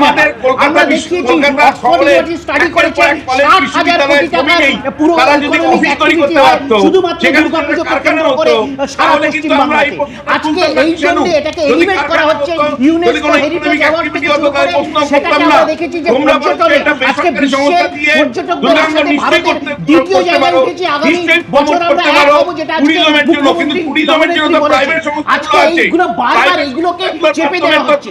কর্মসংস্থান, বাংলার অর্থনৈতিক অগ্রগতি, দীঘার মন্দির থেকে শুরু করে আজকে দুর্গাঙ্গন হোক বা যে কোনো সুপ্রিম কোর্ট মসজিদের জন্য জায়গা আমি শুধু আমি ছোট্ট একটা ইতিহাস স্মরণ করিয়ে দিই যে একটা মন্দির নির্মাণ বা ধর্মীয় প্রতিষ্ঠান নির্মাণ একটা সরকারের কাজ হতে পারে কিনা। আমার মনে আছে তৎকালীন প্রথম রাষ্ট্রপতি ছিলেন রাজেন্দ্র প্রসাদ, তিনি যখন সোমনাথ মন্দিরে দ্বারোদ্ঘাটন করতে গেছিলেন প্রবল আপত্তি জানিয়েছিলেন আমাদের দেশের প্রথম প্রধানমন্ত্রী জওহরলাল নেহরু। এইটা মনে করতেন যে কোনো ধর্মীয় প্রতিষ্ঠানের সঙ্গে সরাসরি কোনো একটা সরকার বা রাষ্ট্রপ্রধান যুক্ত থাকতে পারে না। কিন্তু হ্যাঁ, একটা জায়গায় বিশ্বনাথ চক্রবর্তী বলছেন একটা হাসপাতাল হলে নিঃসন্দেহে তার সমালোচনা হতো না, প্রশংসা হতো, তিনি স্বাগত জানাতেন। হাসপাতাল আমাদের রাজ্যে কম হয়নি, কিন্তু তার পরিষেবা নিয়ে কিন্তু এখনো পর্যন্ত একাধিক জায়গায় প্রশ্ন ওঠে, যে কারণে রেফার রোগ থেকে এখন আমাদের মুক্তি ঘটেনি। কিন্তু আমি বললাম যে কেন একেবারে ধর্মীয় বিভাজনের নিরিখে 26-এ নির্বাচন হতে চলেছে, এই সম্ভাবনা প্রকট হচ্ছে। তার কারণ একদিকে যেদিন মমতা বন্দ্যোপাধ্যায় দুর্গা অঙ্গনের শিলান্যাস করছেন, মোল্লাদের হয়ে রাজনীতি আমি কেন করব না, সাজবো এবং সেটা করব, দাপটের সঙ্গে এই কথা বলছেন হুমায়ুন কবির। ফলে এই আশঙ্কা বা সম্ভাবনা 26-এর আগে কি ক্রমশ প্রকট হচ্ছে? দেখুন, পারলে রুখে লেখ, আমি তো ওপেন বলছি, আমি মোল্লাদের নেতা। ভোটের আগে পশ্চিমবঙ্গের রাজনীতি আবর্তিত হচ্ছে মন্দির, মসজিদ, গীতা, কোরআন পাঠ নিয়ে। আর এই আবহেই রাজ্য রাজনীতিতে যে প্রশ্নগুলো ঘুরপাক খাচ্ছে, তৃণমূলের সাসপেন্ডেড নেতা ও ভরতপুরের বিধায়ক হুমায়ুন কবির কি ফ্যাক্টর হবেন? 26-এর বিধানসভা ভোটে তিনি কি মুসলমানদের মুখ হয়ে উঠবেন? তার জনতা উন্নয়ন পার্টির ঝুলিতে কি আসবে বড় অংশের সংখ্যালঘুদের ভোট? এইসব প্রশ্নের মাঝে মুর্শিদাবাদে বাবরি মসজিদের শিলান্যাস করার পর ফের একবার নিজের অবস্থান স্পষ্ট করলেন হুমায়ুন। শুভেন্দুবাবু যদি হিন্দু হিন্দু করে, মমতা ব্যানার্জি যদি কম্পিটিশন করে সরকারি টাকায় দুর্গায়ন করা, ওধারে জগন্নাথ মন্দির হয়ে গেছে, আবার কার্নিভাল হয়, আবার 1,10,000 করে দুর্গাপুজোর অনুদান সরকারি টাকা থেকে দিতে পারে, আমি তো মোল্লাদের নেতা সাজবই। ওনারা হিন্দুদের নেতা সাজুক, আমি মোল্লাদের নেতা সাজব। কোনো অবস্থাতেই এই হিন্দু মুসলমান এই ধর্মীয় বিভাজনের মধ্যে দিয়ে বাংলার রাজনীতিটা তৃণমূল করে না। মমতা বন্দ্যোপাধ্যায় সব ধর্মকে তিনি সম্মান করেন। একদিকে যেমন দুর্গা অঙ্গনের শিলান্যাস হচ্ছে, অন্যদিকে আগামী কয়েকদিনের মধ্যেই বাংলায় মুসলিমদের পবিত্র ইস্তেমা কর্মসূচি হচ্ছে। 2011 সালের পর থেকে সব স্তরের সব নির্বাচনে সংখ্যালঘু ভোট ব্যাংক মমতা বন্দ্যোপাধ্যায়ের প্রতি বিশ্বস্ত থেকেছে। কিন্তু এবার কি পরিস্থিতি বদলাচ্ছে? হুমায়ুন কবির সেই অটুট ভোট ব্যাংকে কোনো দাঁত ফোটাতে পারবেন? 26-এর ভোটের জাতিগত যে বিভাজন সেটা প্রকটভাবে হবে। হিন্দুরা হিন্দুদের নির্বাচিত করুক না, 200 সিট হিন্দু মেজরিটি সিট আছে, নির্ণয় করুক না, তারা 200 সিট মমতা ব্যানার্জিকে দিবে না শুভেন্দুকে দিবে। আমি হিন্দুদের সঙ্গে নিয়ে মুসলিমদের সঙ্গে নিয়ে 100 সিট জিতে দেখাবো। বিজেপি যেগুলো চাইছে উনি সেগুলো মুখে বলছেন। আমরা তো বারবার বলছি বিজেপি এবার এরকম সব কিছু B team, C team, D team খুচরো পকেটে কিছু মুখোশধারী বিপ্লবী তৈরি করে কিছু ভোট ভাগের তাল করছে, ওসব হবে না।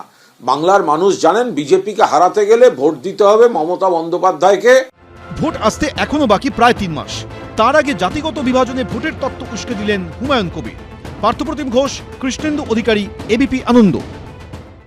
অর্থাৎ পার্থদা, বিভাজনটা স্পষ্ট। সামনে 26-এর নির্বাচন এবং কোন ইস্যুকে কেন্দ্র করে ভোট হবে তার দেওয়াল লিখন হয়ে গেল। একদম ধর্মীয় বিভাজন, ধর্মকে কেন্দ্র করে ভোট হতে চলেছে।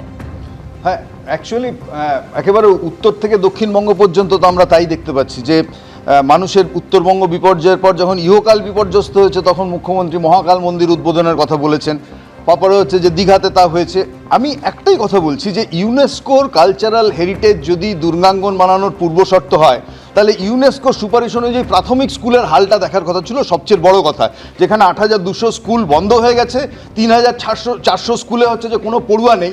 এবং আমি আপনাকে বলতে পারি যে ইঞ্জিনিয়ারিংয়ের 38,000 আসনের মধ্যে অর্ধেক খালি যাচ্ছে, কারণ শিল্প নেই। যে শিল্প হতে পারতো রাজারহাট নিউ টাউনে, সেখানে দুর্গাঙ্গনের চাইতে অনেক বেশি প্রয়োজন ছিল। ফলে এটা আমি বলছি, যখন রাজ্য থেকে সরস্বতী বিদায় নিয়েছে আমাদের এই নিয়োগ দুর্নীতির পালায়, সিঙ্গুর চলে যাওয়ার পর রাজ্য থেকে যেরকম লক্ষ্মী বিদায় নিয়েছে, আমি বলছি এখন দুর্গাঙ্গন করে রাজ্যে শ্রী ফিরানো যাবে না। কিন্তু দুর্গাঙ্গন ভোটের আমি বলছি যে আমাদের একটা এপিসেন্টার হয়ে উঠছে, কারণ রাম বলুন দুর্গা বলুন তারা যেরকম ব্যবহৃত হচ্ছেন রাজনীতিতে, একইভাবে হুমায়ুন সাহেব তিনিও দেখিয়ে দিয়েছেন। কিন্তু কি দুর্ভাগ্যের জায়গা যে হুমায়ুন কবির বলছেন যে ভোটে হারাতে মোহাম্মদ সেলিম এবং অধীর চৌধুরীকে তিনি মুর্শিদাবাদে দাঙ্গা লাগিয়েছিলেন তার দলনেত্রীর নির্দেশে, আর বলার পর প্রকাশ্যে এই কথা বলার পর রাজ্যের অ্যাডমিনিস্ট্রেশন তার বিরুদ্ধে আজ পর্যন্ত কোনো ব্যবস্থা নিল না। আচ্ছা, এই কথা বলার পর ইলেকশন কমিশন যারা ফ্রি অ্যান্ড ফেয়ার ইলেকশনের দায়িত্বে থাকে হুমায়ুন কবিরের বিরুদ্ধে আজ পর্যন্ত একটা ব্যবস্থা নিল না। এটার থেকে আপনি বুঝতে পারবেন যে আসলে হুমায়ুন কবিররা কাদের সৃষ্টি, এবং আসলে হুমায়ুন কবিররা আসলে এই সাম্প্রদায়িক রাজনীতি যেটা আছে, এই মেরুকরণের রাজনীতি তার বোড়ে মাত্র, এবং সেই কাজটা করছেন দুপক্ষের কাছ থেকে হচ্ছে যে তামাক খেয়ে। এবং এইটা আজ হুমায়ুন কবিররা হচ্ছে একটা রোগের বড় লক্ষণ যে যারা এই কথা বলছেন। ফলে হুমায়ুন কবির যদি আপনি অসুখ মনে করেন, তাহলে আমি আবারও বলছি যে আমাদের রাজ্যের মুখ্যমন্ত্রী তৃণমূল কংগ্রেস যা করছেন সেটাও একটা অসুখ, বড় অসুখের জায়গা, কারণ গোলপোস্ট পাল্টাতে চাইছেন। আমি আবারও বলছি যে ভোট যদি হয় 26-এর হোক না, তৃণমূল যদি জিততে পারে নিজেরা এতে জিতুক, বিজেপি পারলে জিতুক, অন্য কেউ আসুক, কিন্তু প্রশ্ন হচ্ছে ভোটের মাপকাঠি কি হবে? ভোটের মাপকাঠি হচ্ছে যে মানুষের খিদে, দারিদ্র্য, শিক্ষা, শিল্প, সেটা হুমায়ুন কবির কি বললেন আজকে? হুমায়ুন কবির বললেন যে আমি মোল্লা হব। আচ্ছা, মুখ্যমন্ত্রী মমতা বন্দ্যোপাধ্যায় আজকে বলেছেন আমি হিন্দু হব, বলছেন কি? বলেননি। এই জন্য বলেননি যে সম্প্রদায় এবং হিন্দু ধর্ম, এই যে দুটো কয়েনেজ বা দুটো শব্দ, এই দুটো শব্দকে বিজেপি আরএসএস যেভাবে দেখে মমতা বন্দ্যোপাধ্যায় সেভাবে দেখতে চান না। তিনি যে হিন্দু ধর্মের কথা বলেন সেটা ইনক্লুসিভ হিন্দু ধর্মের কথা বলেন মমতা বন্দ্যোপাধ্যায়। হিন্দু ধর্ম একটা ইনক্লুসিভ ধর্ম, যারা বড়দিনের দিনে গোটা ভারতবর্ষে জুড়ে চার্চে হামলা করে, যারা চার্চে হামলা করে, যারা চার্চে গিয়ে ভাঙচুর করে, যারা খ্রিস্টানদেরকে আক্রমণ করে, তারা পরিষ্কার করে বোঝা যায় যে বাংলাদেশে সব দাঁড়িয়ে মমতা বন্দ্যোপাধ্যায়কে বলতে বলো ওখানে তো কার্নিভাল হয়, হিজাব পরে বলতে হয় না, দুর্গা মূর্তি হিজাব পরে বলতে হয় না। আমার শুধু আশঙ্কার জায়গাটা আমি অনিল জানার কাছে আসতে চাইছি। আমি বলছি এই ধর্মীয় ভেদাভেদ যদি দেখুন, আমি প্রথমে একটা কথা বলে দিই, আমরা একটা শ্লাঘা অনুভব করতাম সব সময় এই ধর্মীয় ভেদাভেদের উপর দাঁড়িয়ে রাজনীতি, জাতপাতের ভেদাভেদের উপর দাঁড়িয়ে রাজনীতিগুলো গোবলের সংস্কৃতি। আমরা গর্বের সঙ্গে বলতাম, শ্লাঘার সঙ্গে বলতাম যে এইটা অন্তত পশ্চিমবঙ্গে দেখা যায় না। 2017 সালে কবরস্থান বনাম শ্মশান, 2017 সালে ইউপি নির্বাচনে এইটা আমরা প্রচারে পর্যন্ত দেখেছিলাম, আলো করে প্রচার হয়েছিল যে রমজান বনাম দীপাবলির আলো। কিন্তু এইগুলো বঙ্গ সংস্কৃতির অঙ্গ নয় বলে আমরা গর্ব করতাম। ক্রমশ সেই দিকে কি আমরা যাচ্ছি? সেই অন্ধকারের দিকে কি আমাদের রাজনীতিবিদরা ঠেলে দিচ্ছেন? এর পরিণতি যদি একটা ভয়ঙ্কর কিছু হয়, যদি সত্যি কোনো অশান্তি সৃষ্টি হয়, তার দায়টা কে নেবে অনিল জানা? শুনুন সুব্রজিৎ বাবু, আপনি যা বললেন খুব বাস্তব কথা বলেছেন।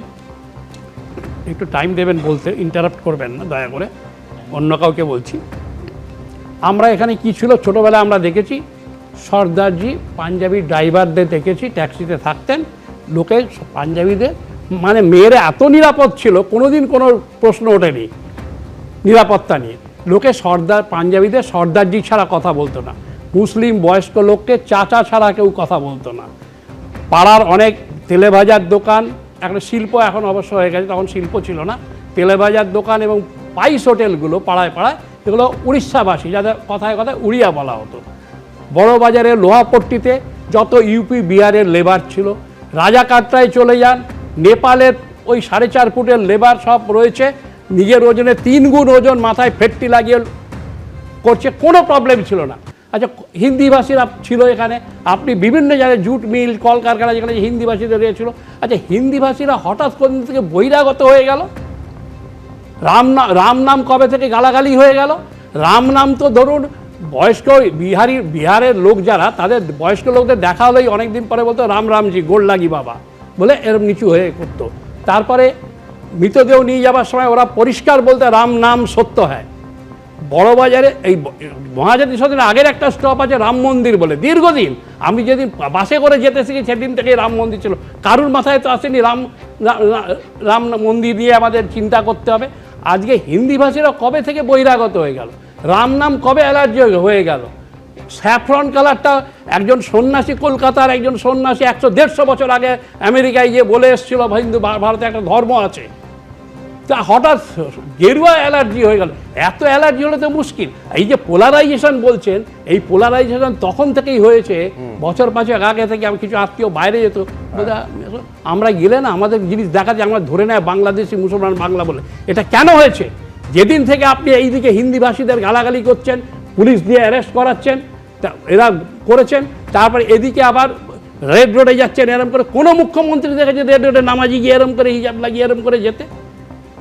এর ফলে এই ইমেজ দেওয়া হয়েছে। উড়িষ্যার মন্দিরেও পর্যন্ত ঢুকতে দিয়ে অসুবিধা হয়েছে। তার ফলে কি হয়েছে, পরে দৈতাপতিদের ধরে দাঁড়ান। কবে দেখেছেন আপনি, কবে দেখেছেন মালকানগিরিতে 1000-এর উপর নমস্যুদ্র হিন্দু, বাঙালি হিন্দু তাদের বাড়ি জ্বালিয়ে দেওয়া হয়েছে? বলবেন এখানে কি করেছে? সুরজ দে তাকে মারা হয়েছে, সে হচ্ছে ফিজিক্যালি চ্যালেঞ্জ। গোটা ভারতবর্ষ জুড়ে বাঙালিদের আক্রমণ করা হচ্ছে। আমি অনিন্দা, আমার আশঙ্কার জায়গা হচ্ছে এটা আইন শৃঙ্খলার কোনো ল অ্যান্ড অর্ডার প্রবলেম তৈরি করবে না তো? এইটা আমার প্রশ্ন। মুর্শিদাবাদে যেটা করেছেন, এই সুরাবর্দীর শাসন চলছে না, সুরাবর্দীর শাসনের প্রশ্ন আসে, তাহলে সুরাবর্দীর শাসন করিয়ে দিচ্ছে।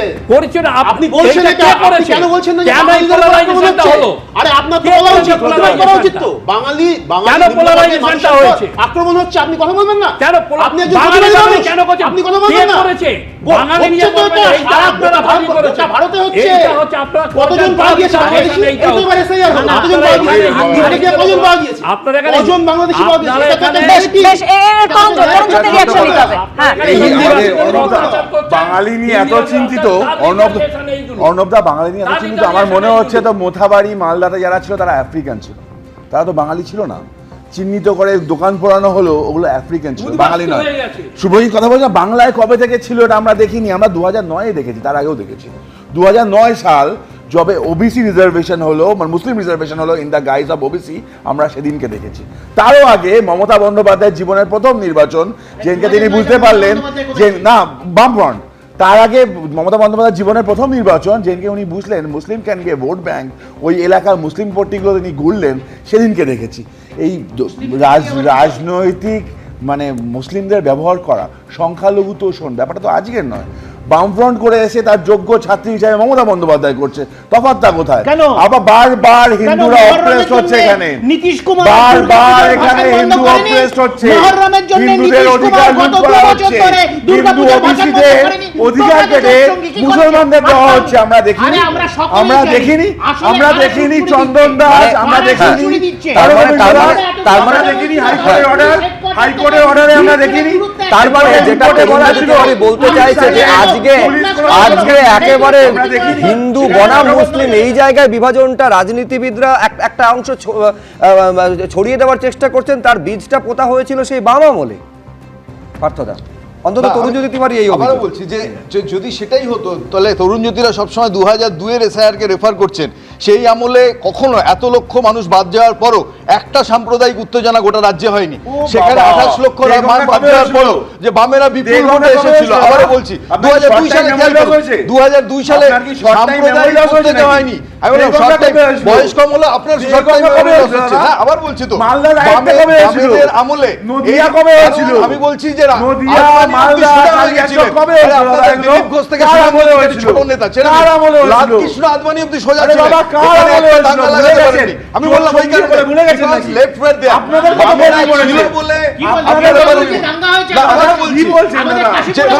যারা দাঙ্গা করেছে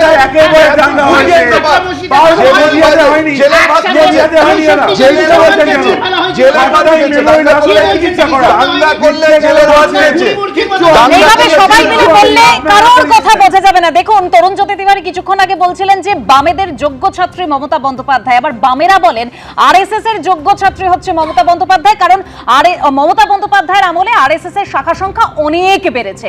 আর এই যখন আবহ, অর্থাৎ এই যখন রাজনৈতিক চর্চা চলছে, তার মধ্যে অমিত শাহ তিনি ইতিমধ্যেই এসে পৌঁছেছেন দলীয় কার্যালয়, সল্টলেকের দলীয় কার্যালয় তিনি পৌঁছেও গিয়েছেন। তার কি কি কর্মসূচি থাকছে একবার দেখাবো প্রথমে, তারপর আসছে আলোচনায়।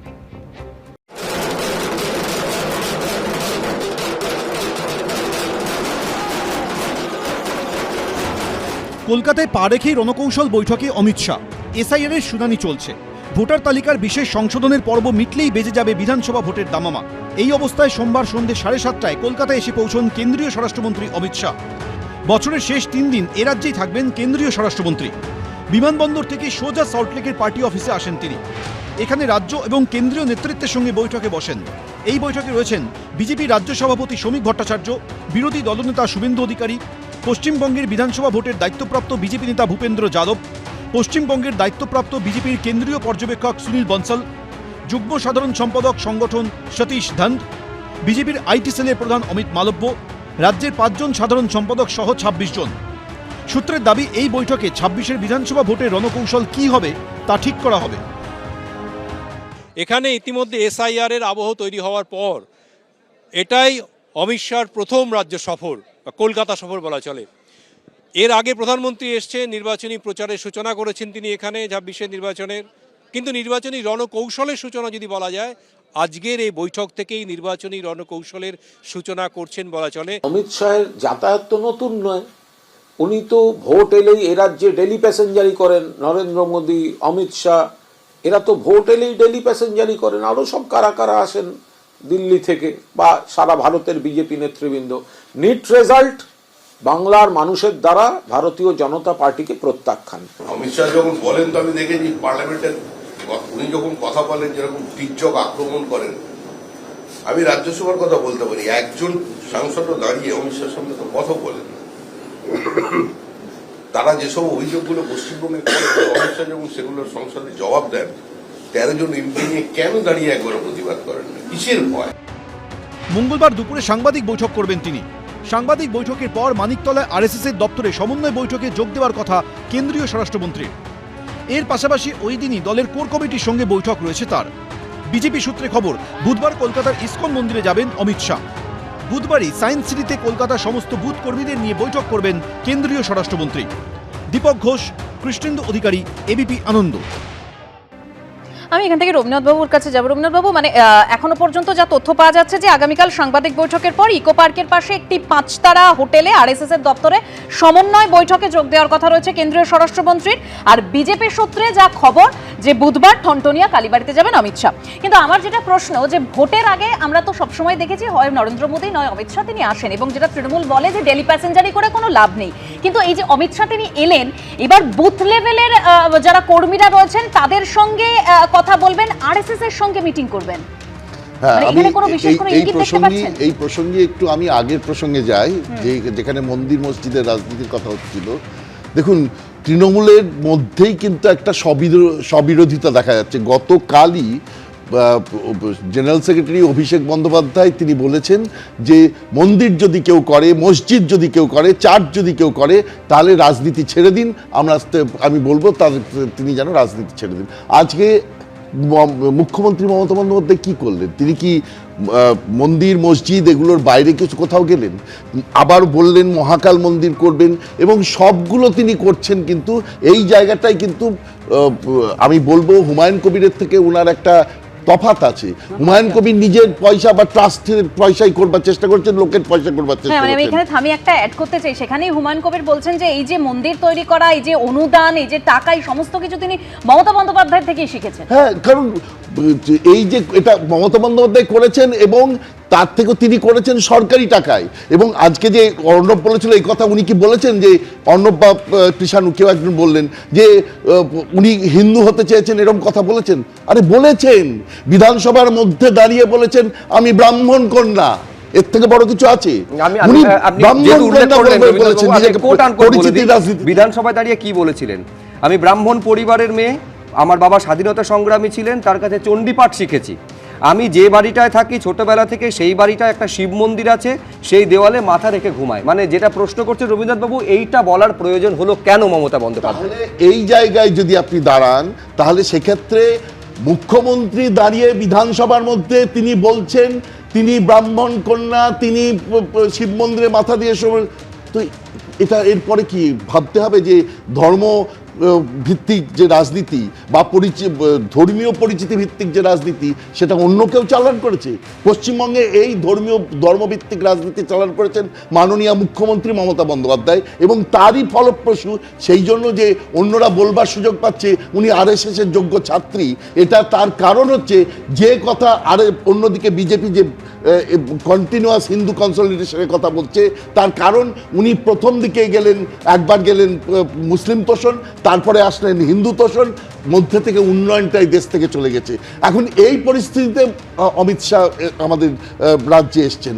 এটা ঘটনা এই যে রাজনীতি, যে রাজনীতিটাকে আমরা দেখছি মন্দির মসজিদের রাজনীতি, এই রাজনীতিটাকে আরো কত ভালোভাবে কনসলিডেশনের পথে নিয়ে যাওয়া যায় সেটাই পরামর্শ করবার জন্য তিনি আরএসএস কাছে এসছেন। মাথায় রাখতে হবে জেপি নাড্ডা 2024 সালের 18ই মে বলেছিলেন আমরা বড় হয়ে গেছি, আমাদের আর আরএসএস এর দরকার নেই। সে তারপরে অযোধ্যায় কি হয়েছিল সবাই জানে, 5টা কনস্টিটিউয়েন্সিতে হার হয়েছিল। আজকে যাতে সেই জিনিসটা না হয়, ওই যে 530টা যখন মুখ্যমন্ত্রী ক্ষমতায় এসেছিলেন তখন আরএসএস এর শাখা ছিল, আজ মানে 5000-এর অনেক বেশি, কেউ বলছে 10,000 ছাপিয়ে গেছে।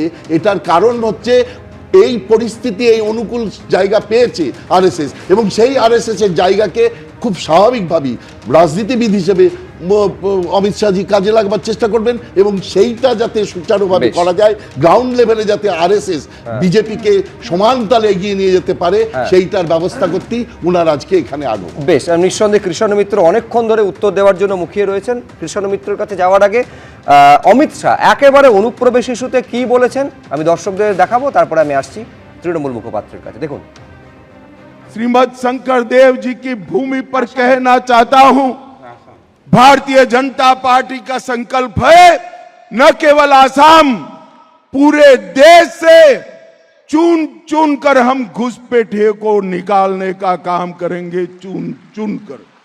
घुसपैठियों के प्रभाव में दबती जाती थी, नरेंद्र मोदी जी के नेतृत्व में यहां हेमंत विश्व शर्मा ने इस संस्कृति को घुसपैठियों से प्रभाव से मुक्त कर कर आज मृदंग और ताल की आवाज के साथ नामगढ़ में भक्ति संगीत सुनाई पड़ता है। দেখুন, প্রথম কথা হচ্ছে যে হুমায়ুন কবির হোক বা শুভেন্দু অধিকারী হোক, হুমায়ুন কবির পরিষ্কার বলে দিলেন আমি মোল্লা সাজবো। শুভেন্দু অধিকারী হিন্দু সাজছেন। দিলীপ ঘোষ বলেছেন কিছুদিন হিন্দুকে মরতে দিন। আমরা এগুলো দেখেছি, ভিডিও দেখেছি। নেত্রীকে কোনো কিছু শাস্তে হয় না, নেত্রীর এটাই জয়। একদল বলবে নেত্রী মুসলমান তোষণ করেন, আরেক দল বলবে নেত্রী হিন্দু তোষণ করে। এর জন্যে নেত্রী দুই গোষ্ঠীরই নেতা, এবং আমরা জাতিগতভাবে বাঙালি, আমাদের জাতিসত্তা বাঙালি। বিধানসভায় দাঁড়িয়ে ব্রাহ্মণ পরিবারের মেয়ে চণ্ডীপাঠ, এই সমস্ত প্রশ্ন, শিব মন্দিরের কথা বলতে হয় কেন? অমিত শাহর উত্তর তো তাদের রাজ্যসভার সাংসদ আনন্দ মহারাজ দিয়ে দিয়েছেন যে বাংলাদেশি হোক বা পাকিস্তানি, তার দল এবং তাদের পরিবারের মধ্যে লুকিয়ে আছে। আর যদি উনার ক্ষমতা থাকে, উনি স্বরাষ্ট্রমন্ত্রী হয়ে উনি পরিসংখ্যান জারি করুক বা ইলেকশন কমিশনকে বলবে যে কতজন কতজন বাংলাদেশি আর কতজন রোহিঙ্গা উনি ধরেছেন এবং কতজনকে জেলে বন্ধ করেছেন। পরিসংখ্যান দেবেন না, শুধু রাজনীতির আসর গরম করবেন আর কৃষ্ণদা বলে না হুমায়ুন কবির মোল্লা সাজবে বলেছে। হুমায়ুন কবির নিয়ে আমি লিস্ট বদার্ড, কারণ উনি আগে এটাও বলেছিলেন 2টো সিটে দাঁড়াবো, জিতবো, ফিরে আসবো, ড্যাং ড্যাং করে তৃণমূল দল নিয়ে নেবে। ফার্স্ট চিন্তিত নই আমি, তৃণমূলের ফ্যাকশন ওটা একটা। মমতা বন্দ্যোপাধ্যায় কি সাজবে, সত্যি তো কি সাজবে? গন্ধা ধর্ম কথাটা কে বলেছিল? ফার্স্ট। সেকেন্ড হচ্ছে কাফেরদের সাথে লড়তে হবে, মানসিকতাকে গন্ধা বলেছে। বলতে দাও। হচ্ছে আমি প্রত্যেক বছর খিলাফত কমিটি, যে ক্যালিফেট থেকে যে খিলাফত এসছে, সে খিলাফত কমিটি সভায় দাঁড়িয়ে প্রত্যেক বছর বিশেষ শব্দোচ্চারণের মাধ্যমে কে প্রত্যেক বছর মনে করায় যে there is no God except Allah, কে মনে করায়? তার নাম মমতা বন্দ্যোপাধ্যায়। সুন্দর হিজাব পরে কাকে যেতে হয়, কেন যেতে হয় বারবার, কেন যেতে হয় হিজাব পরে? দাদা গায়ে লাগছে না, গায়ে লাগছে না, বাঙালিদের কথা বলছে না, আবার বলছি হরগোবিন্দরা। আমি শুধু অবাক হচ্ছি, ধরুন এই এতক্ষণ ধরে যে আমরা আলোচনা করছি হিন্দু ধর্ম, মুসলিম ধর্ম, কে কোন ধর্মের তোষণ করেন, আমরা কি ভুলে যাচ্ছি যে 26,000 চাকরি চলে গিয়েছে এবং এখনো পর্যন্ত তাদের ভবিষ্যৎ অনিশ্চয়তার মুখে? আমরা কি ভুলে যাচ্ছি গুচ্ছ গুচ্ছ দুর্নীতি তদন্ত এখনো পর্যন্ত চলেছে, সেই তদন্তের যারা সব থেকে বেশি, যাদের সর্বস্ব খুইয়েছেন, তারাই অনিশ্চয়তার মুখে। কারাই দুর্নীতির মাথা? সিবিআই বা ইডি এখনো পর্যন্ত তাদের মাথা পর্যন্ত পৌঁছতে পারেনি। আমি বলছি সচেতনভাবে, অত্যন্ত সচেতনভাবে পার্থদা এখান থেকে নজর ঘুরিয়ে পুরোটাকে কি ধর্মের দিকে ঘুরিয়ে দেওয়া হচ্ছে? একদম তাই শুভ্রজিৎ, এটা বলার অপেক্ষা রাখে না, কারণ প্রত্যেকটা ভোট যখনই আসে তখনই আমরা দেখেছি যে এই বাজার গরম করা কথাবার্তা হয়। একজন দেশের স্বরাষ্ট্রমন্ত্রী ফিউচার টেন্সে কথা বলছেন যে অনুপ্রবেশকারীদের ধরতে হবে, তাহলে প্রশ্ন গত 10 বছর ধরে কি করেছেন তার সরকার, এটা এক। সেকেন্ড হচ্ছে যে আমাদের এই রাজ্যের মানুষের জীবন যন্ত্রণার যে ইস্যু, সেগুলো একেবারে অভয়া থেকে শুরু করে সারদা নারদার মতো দুর্নীতি, কয়লা গরু থেকে শুরু করে পাথরের মতো দুর্নীতি, কর্মসংস্থান, চাকরি বাকরি নেই। কোশ্চেন হচ্ছে যে কেন্দ্রীয় তদন্তকারী সংস্থা, তাহলে ওকে বলতে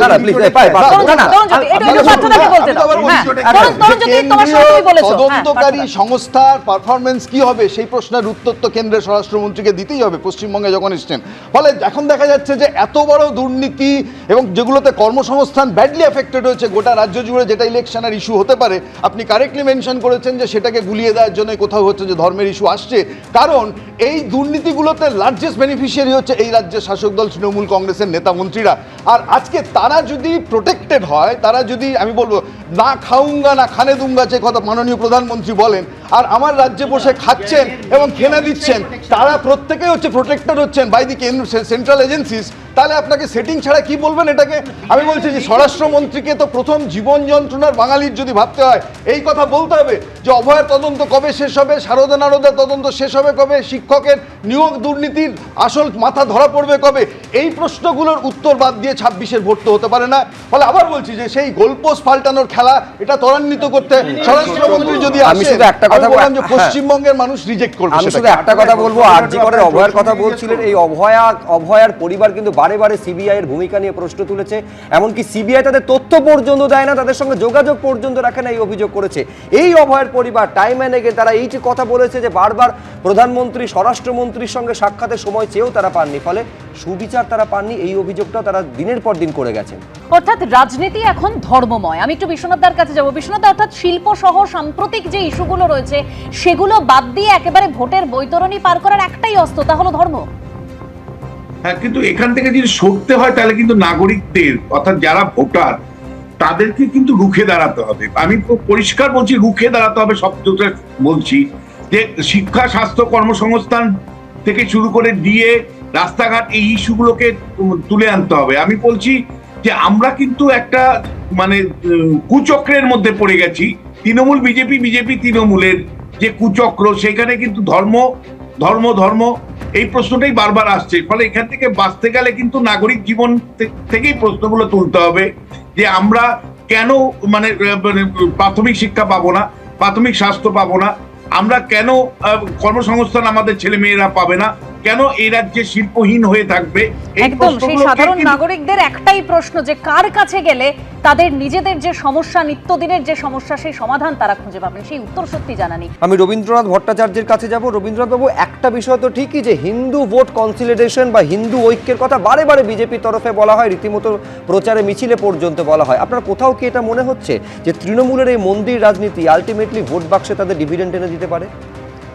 না, একটা তো বটেই, তার কারণ সফট হিন্দুত্বে যখনই মুখ্যমন্ত্রী ঢুকছেন তখনই তারা নানাভাবে দেখাচ্ছেন, মানে তার আচার আচরণ, যে দুর্গা মন্দিরে তিনি কিভাবে, কোন বেশে কিভাবে যাচ্ছেন, সেগুলো দেখাবার চেষ্টা করা হচ্ছে। এই জিনিসগুলো যে সফট হিন্দুত্ব দিয়ে অ্যাগ্রেসিভ স্ট্রং হিন্দুত্বকে যে কোনোভাবে প্রতিরোধ করা যায় না, তাকে উন্নয়ন দিয়ে প্রতিরোধ করতে হয়, এইটা যদি তৃণমূল ভুলে যায় তাহলে কিন্তু আমি শুধু একটা কথা বলি, রাহুল গান্ধী নরম হিন্দুত্ব কিন্তু আলটিমেটলি ভোটে লোকসভা নির্বাচনে খুব একটা ডিভিডেন্ড দেয়নি, কিন্তু তার আগে খুব দ্রুত কৃষ্ণ মিত্র। দেখুন, প্রথম কথা হচ্ছে 2016 সালে 211টা সিট, 2021 সালে 213টা সিট, তারপরে এখন সংখ্যাটা আরও বেশি বাই ইলেকশনের পর। তো এইগুলো কি শুধুমাত্র মুসলমান ভোটে? এই যে একটা মানে অ্যালিবাই তৈরি করা হয় নিজেদের অকর্মণ্যতার জন্যে, নিজেদের পরাজয়ের জন্যে, যে মুসলমান ভোট, হিন্দু ভোট, আরে বাবা, যেইগুলো হিন্দু অধ্যুষিত অঞ্চল, যেখানে ওভারওয়েলমিং হিন্দু পপুলেশন, সেখানে ড্যাং ড্যাং করে তৃণমূল জিতেছে।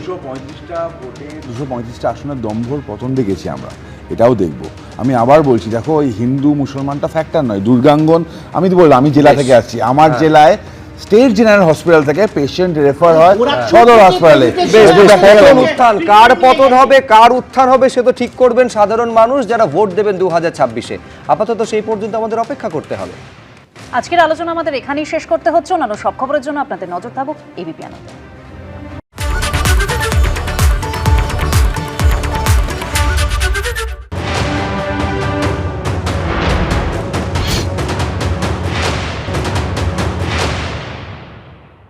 এবিপি আনন্দ, এগিয়ে থাকে, এগিয়ে রাখে।